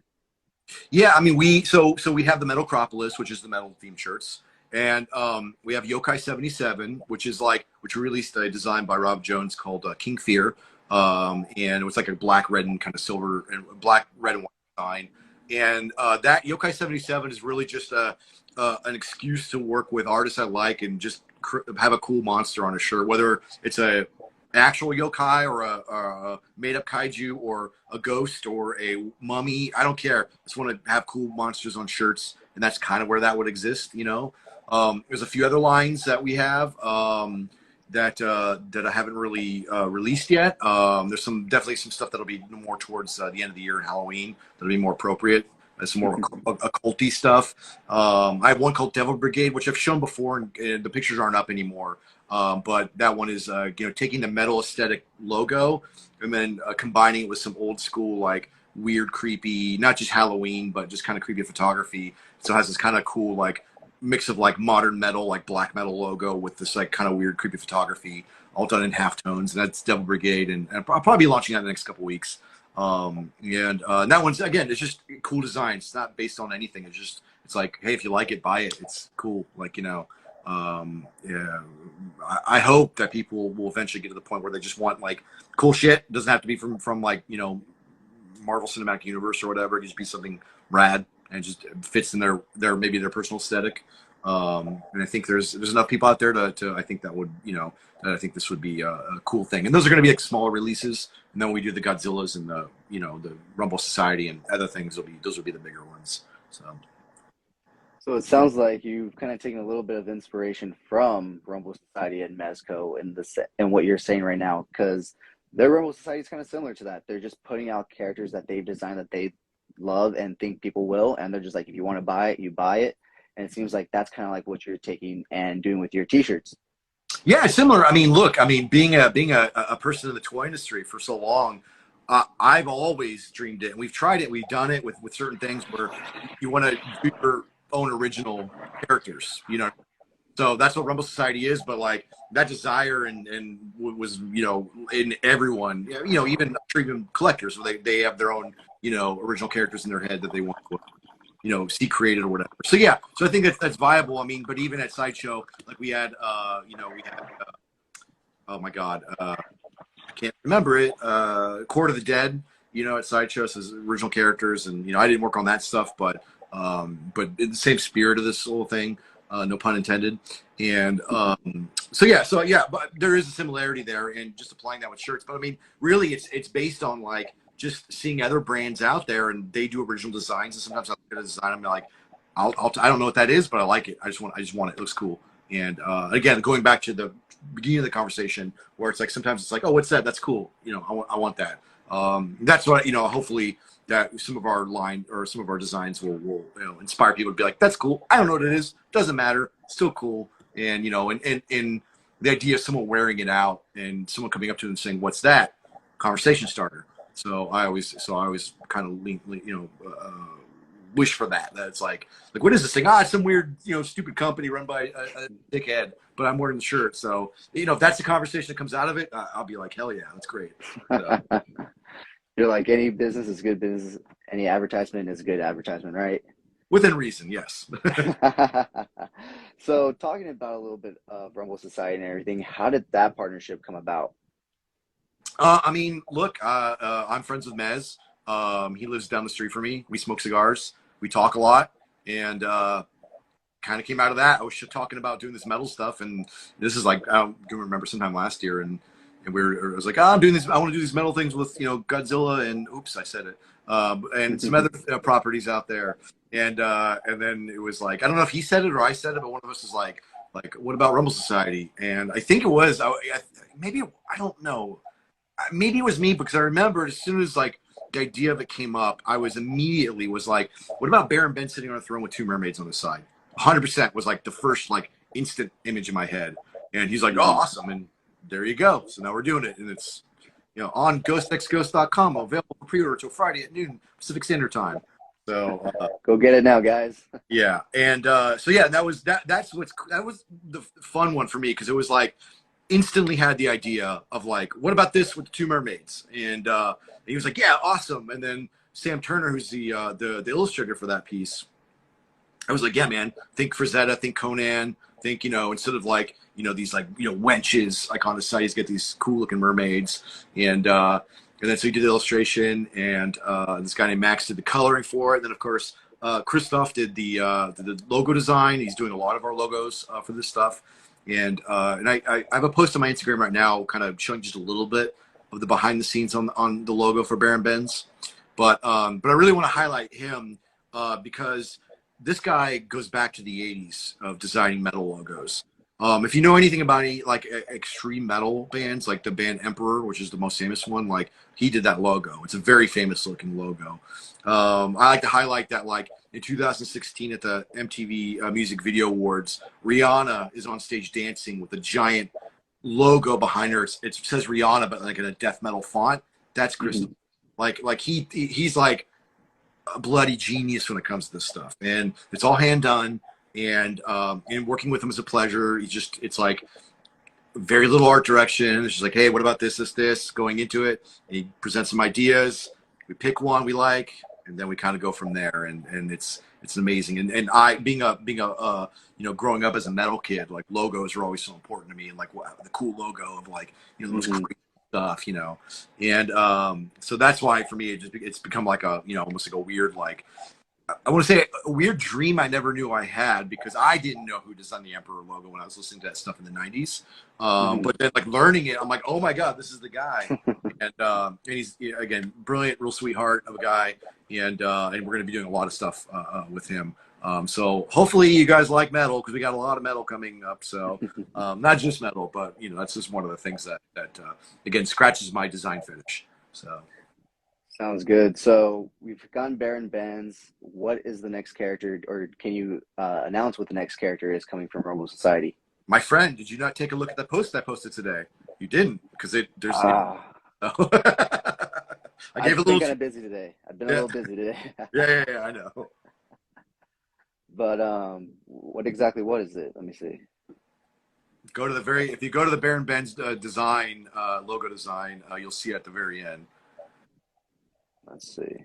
I see Rojo 5_4 Hetera. Indeed.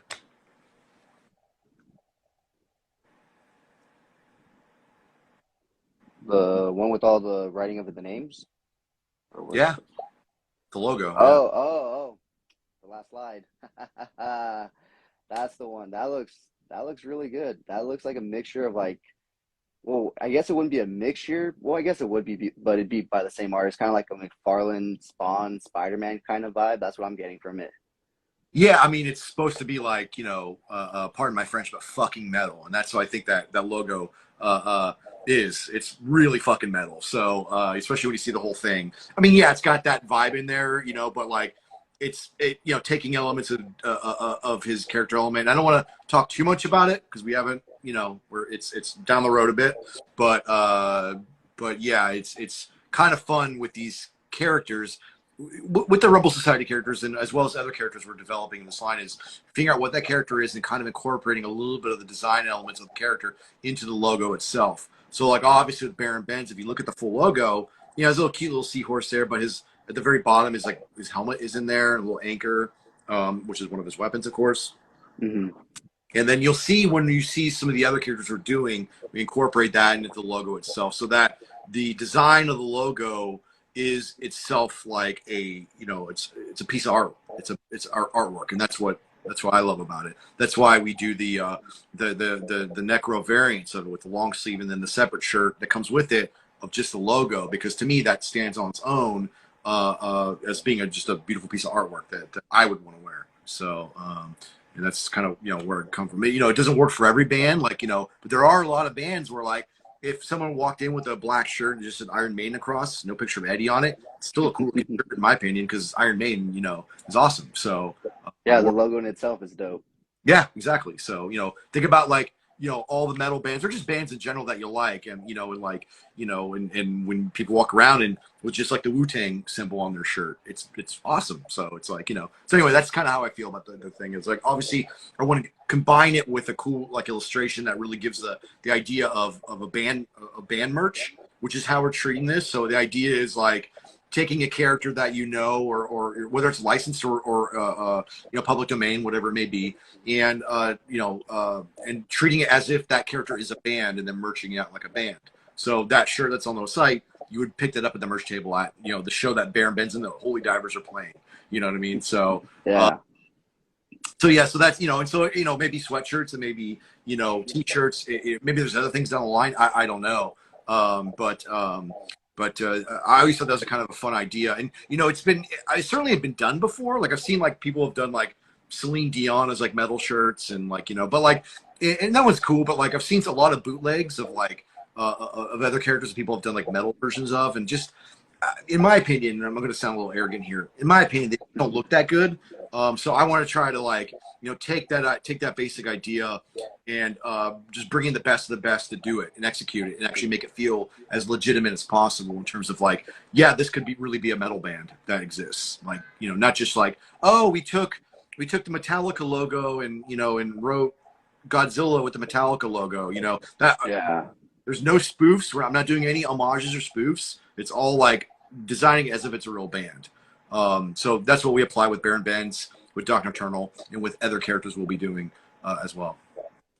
Well, I'm super excited for that because I don't know if you can tell, but yeah, Doc's my favorite character. So yeah, I'm super excited about that, and that definitely does look like a really cool logo. If I may suggest, you said something else, probably some tank tops. That would be really cool. It's funny you say that. Is my printer is like, hey man, you should do some tank tops, and I'm like, nobody wants tank tops anymore, and I'm like, obviously being very wrong. So I used to wear them all the time, but I'm like, I don't look good. I might be a little biased because I'm into fitness and stuff, and I always rock tank tops in the summer and stuff. So that's just my take on it. But I'm sure plenty of people, especially here in Southern California, would like tank tops, especially during the summer. Yeah, I mean, maybe we'll do some, like, super short releases of them, and not do hundreds and hundreds, but, like, small amount, and that's not a bad idea. I mean, again, like I was saying, my printer suggested, and I was like, I don't know about that. I don't know. And my buddy, I know my buddy Florian, is an artist. He does that with some of his designs. I'm always like, I don't know about that. And then, but he does them, they sell, and you brought it up, so all right. So sometimes you're wrong. So meaning me. Well, hopefully, it works out for you and you're able to sell those, and it's not just me purchasing it. Yeah. Well, maybe I'll wear one at night too, and just try to hide my beautiful physique. Sarcasm implied. But yeah, I'm super excited about Doc Nocturnal coming out. But he says a little down the line, right? So we got a little bit of time to wait. Yeah.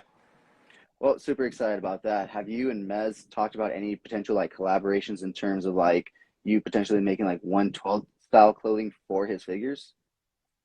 No, I mean, no. I don't. I mean, I guess it'd be kind of fun to do like take the little designs and print them on T-shirts and put them on the figures. But no, we haven't really talked about that. I mean, he's got like, they're doing their own thing over there, and I'm just along for the ride to be able to do some of this stuff that I'm doing, and but now that you mention it, maybe so. No, I think they're fine with what they're doing. So. You guys can do like a cut and stitch pack, with Ghost X Ghost, you never know. It's a little accessory pack. Buy it if you want it, buy it if you don't. We'll see. We'll see if all 5 people buy it, but Well, that's pretty cool though that you're able to do that and stuff. So, are you guys just working with Baron Benz and Doc Nocturnal, or are you guys looking to expand on that and touch upon as many Rumble Society characters as you can? yeah, especially the ones that like fit within what I'm trying to do. That said, like Atticus Doom would be a perfect example, and Hmm. like I don't know, like I can see doing a metal shirt of like oh my god, what's his name? Hawk P. Hawk B40. Hawk P40. I almost said Hawk P50. Hawk P40.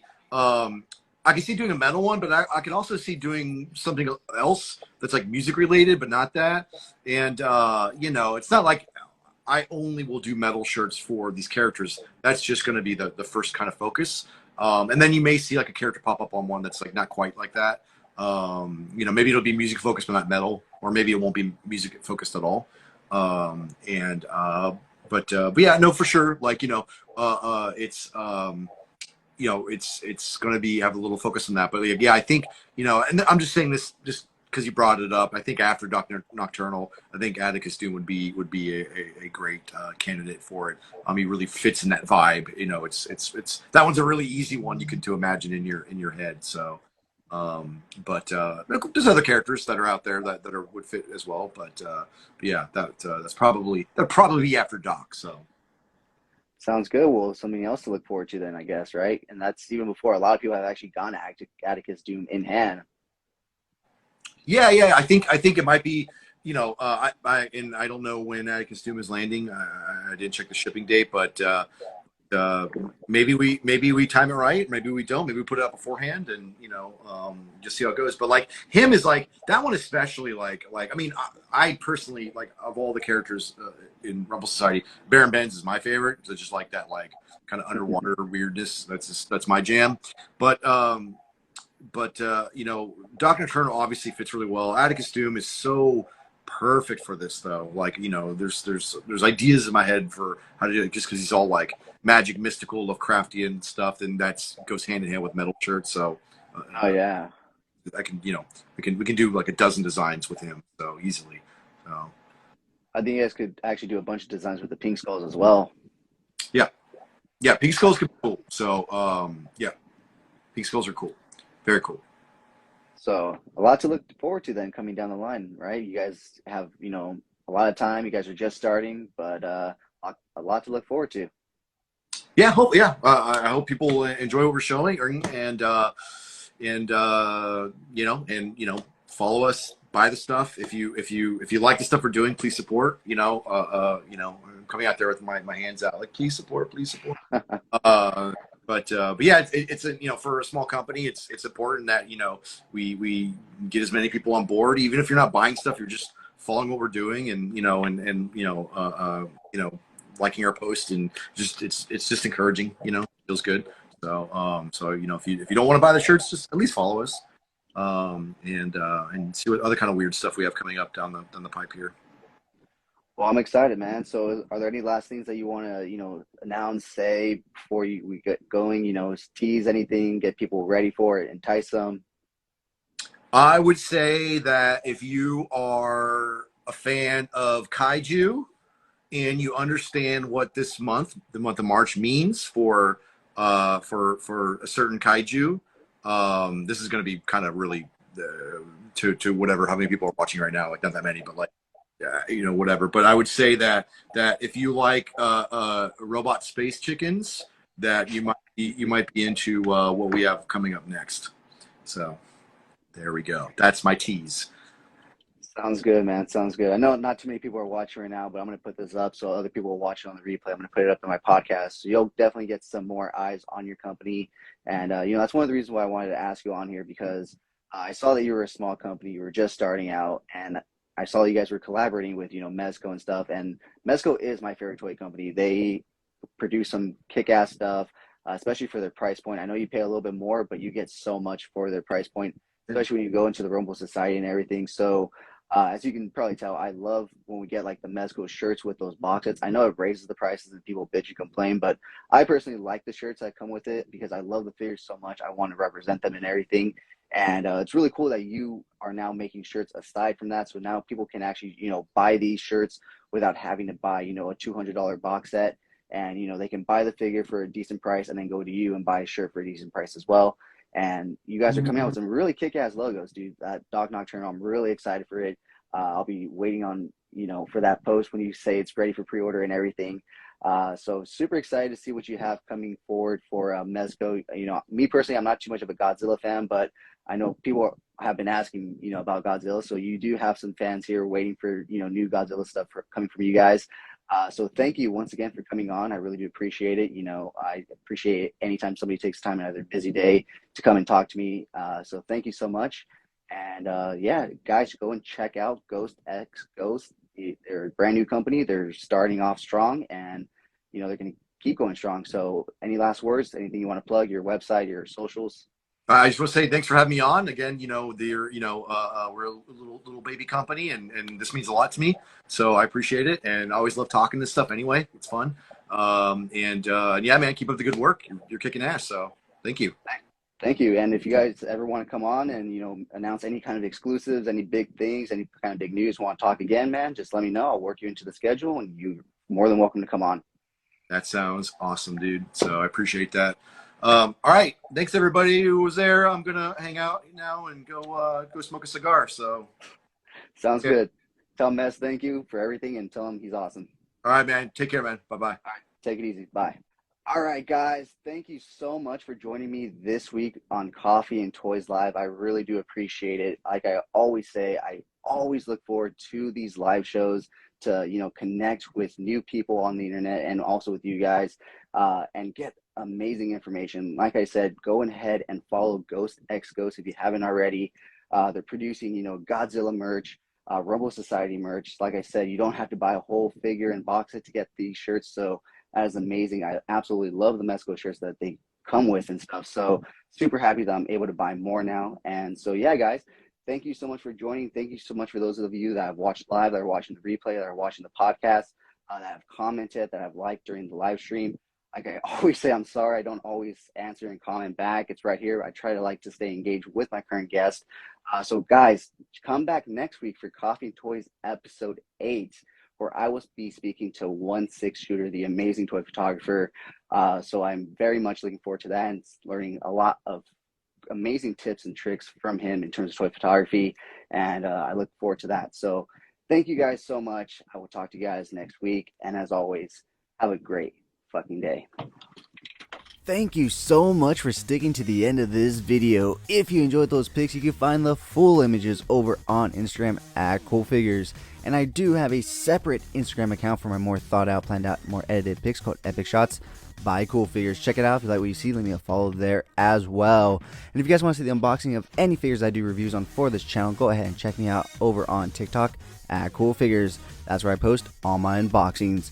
And join me every Sunday morning for Coffee and Toys, a weekly toy news, toy talk podcast where we will go over all the latest and great toy news, reveals, pre-orders, and so much more. If you did enjoy this video, please remember to give it a thumbs up. It really helps the channel grow. If you haven't already, please hit that subscribe button. But whether or not you're a subscriber, thank you so much for taking time out of your busy day to listen to me talk about toys. I really appreciate it. As always, I'm your host, Jesse the Bat Madrigal, aka the Buff Collector. And I'll talk to you guys in the next video. Thank you so much to this channel sponsor, CoolFigurez Store. Check them out for all your Funko Pop, anime, Pokemon card, and toy print needs. And of course, use code CoolFigurez at checkout for 10% off your order. CoolFigurez Store. Check them out, guys.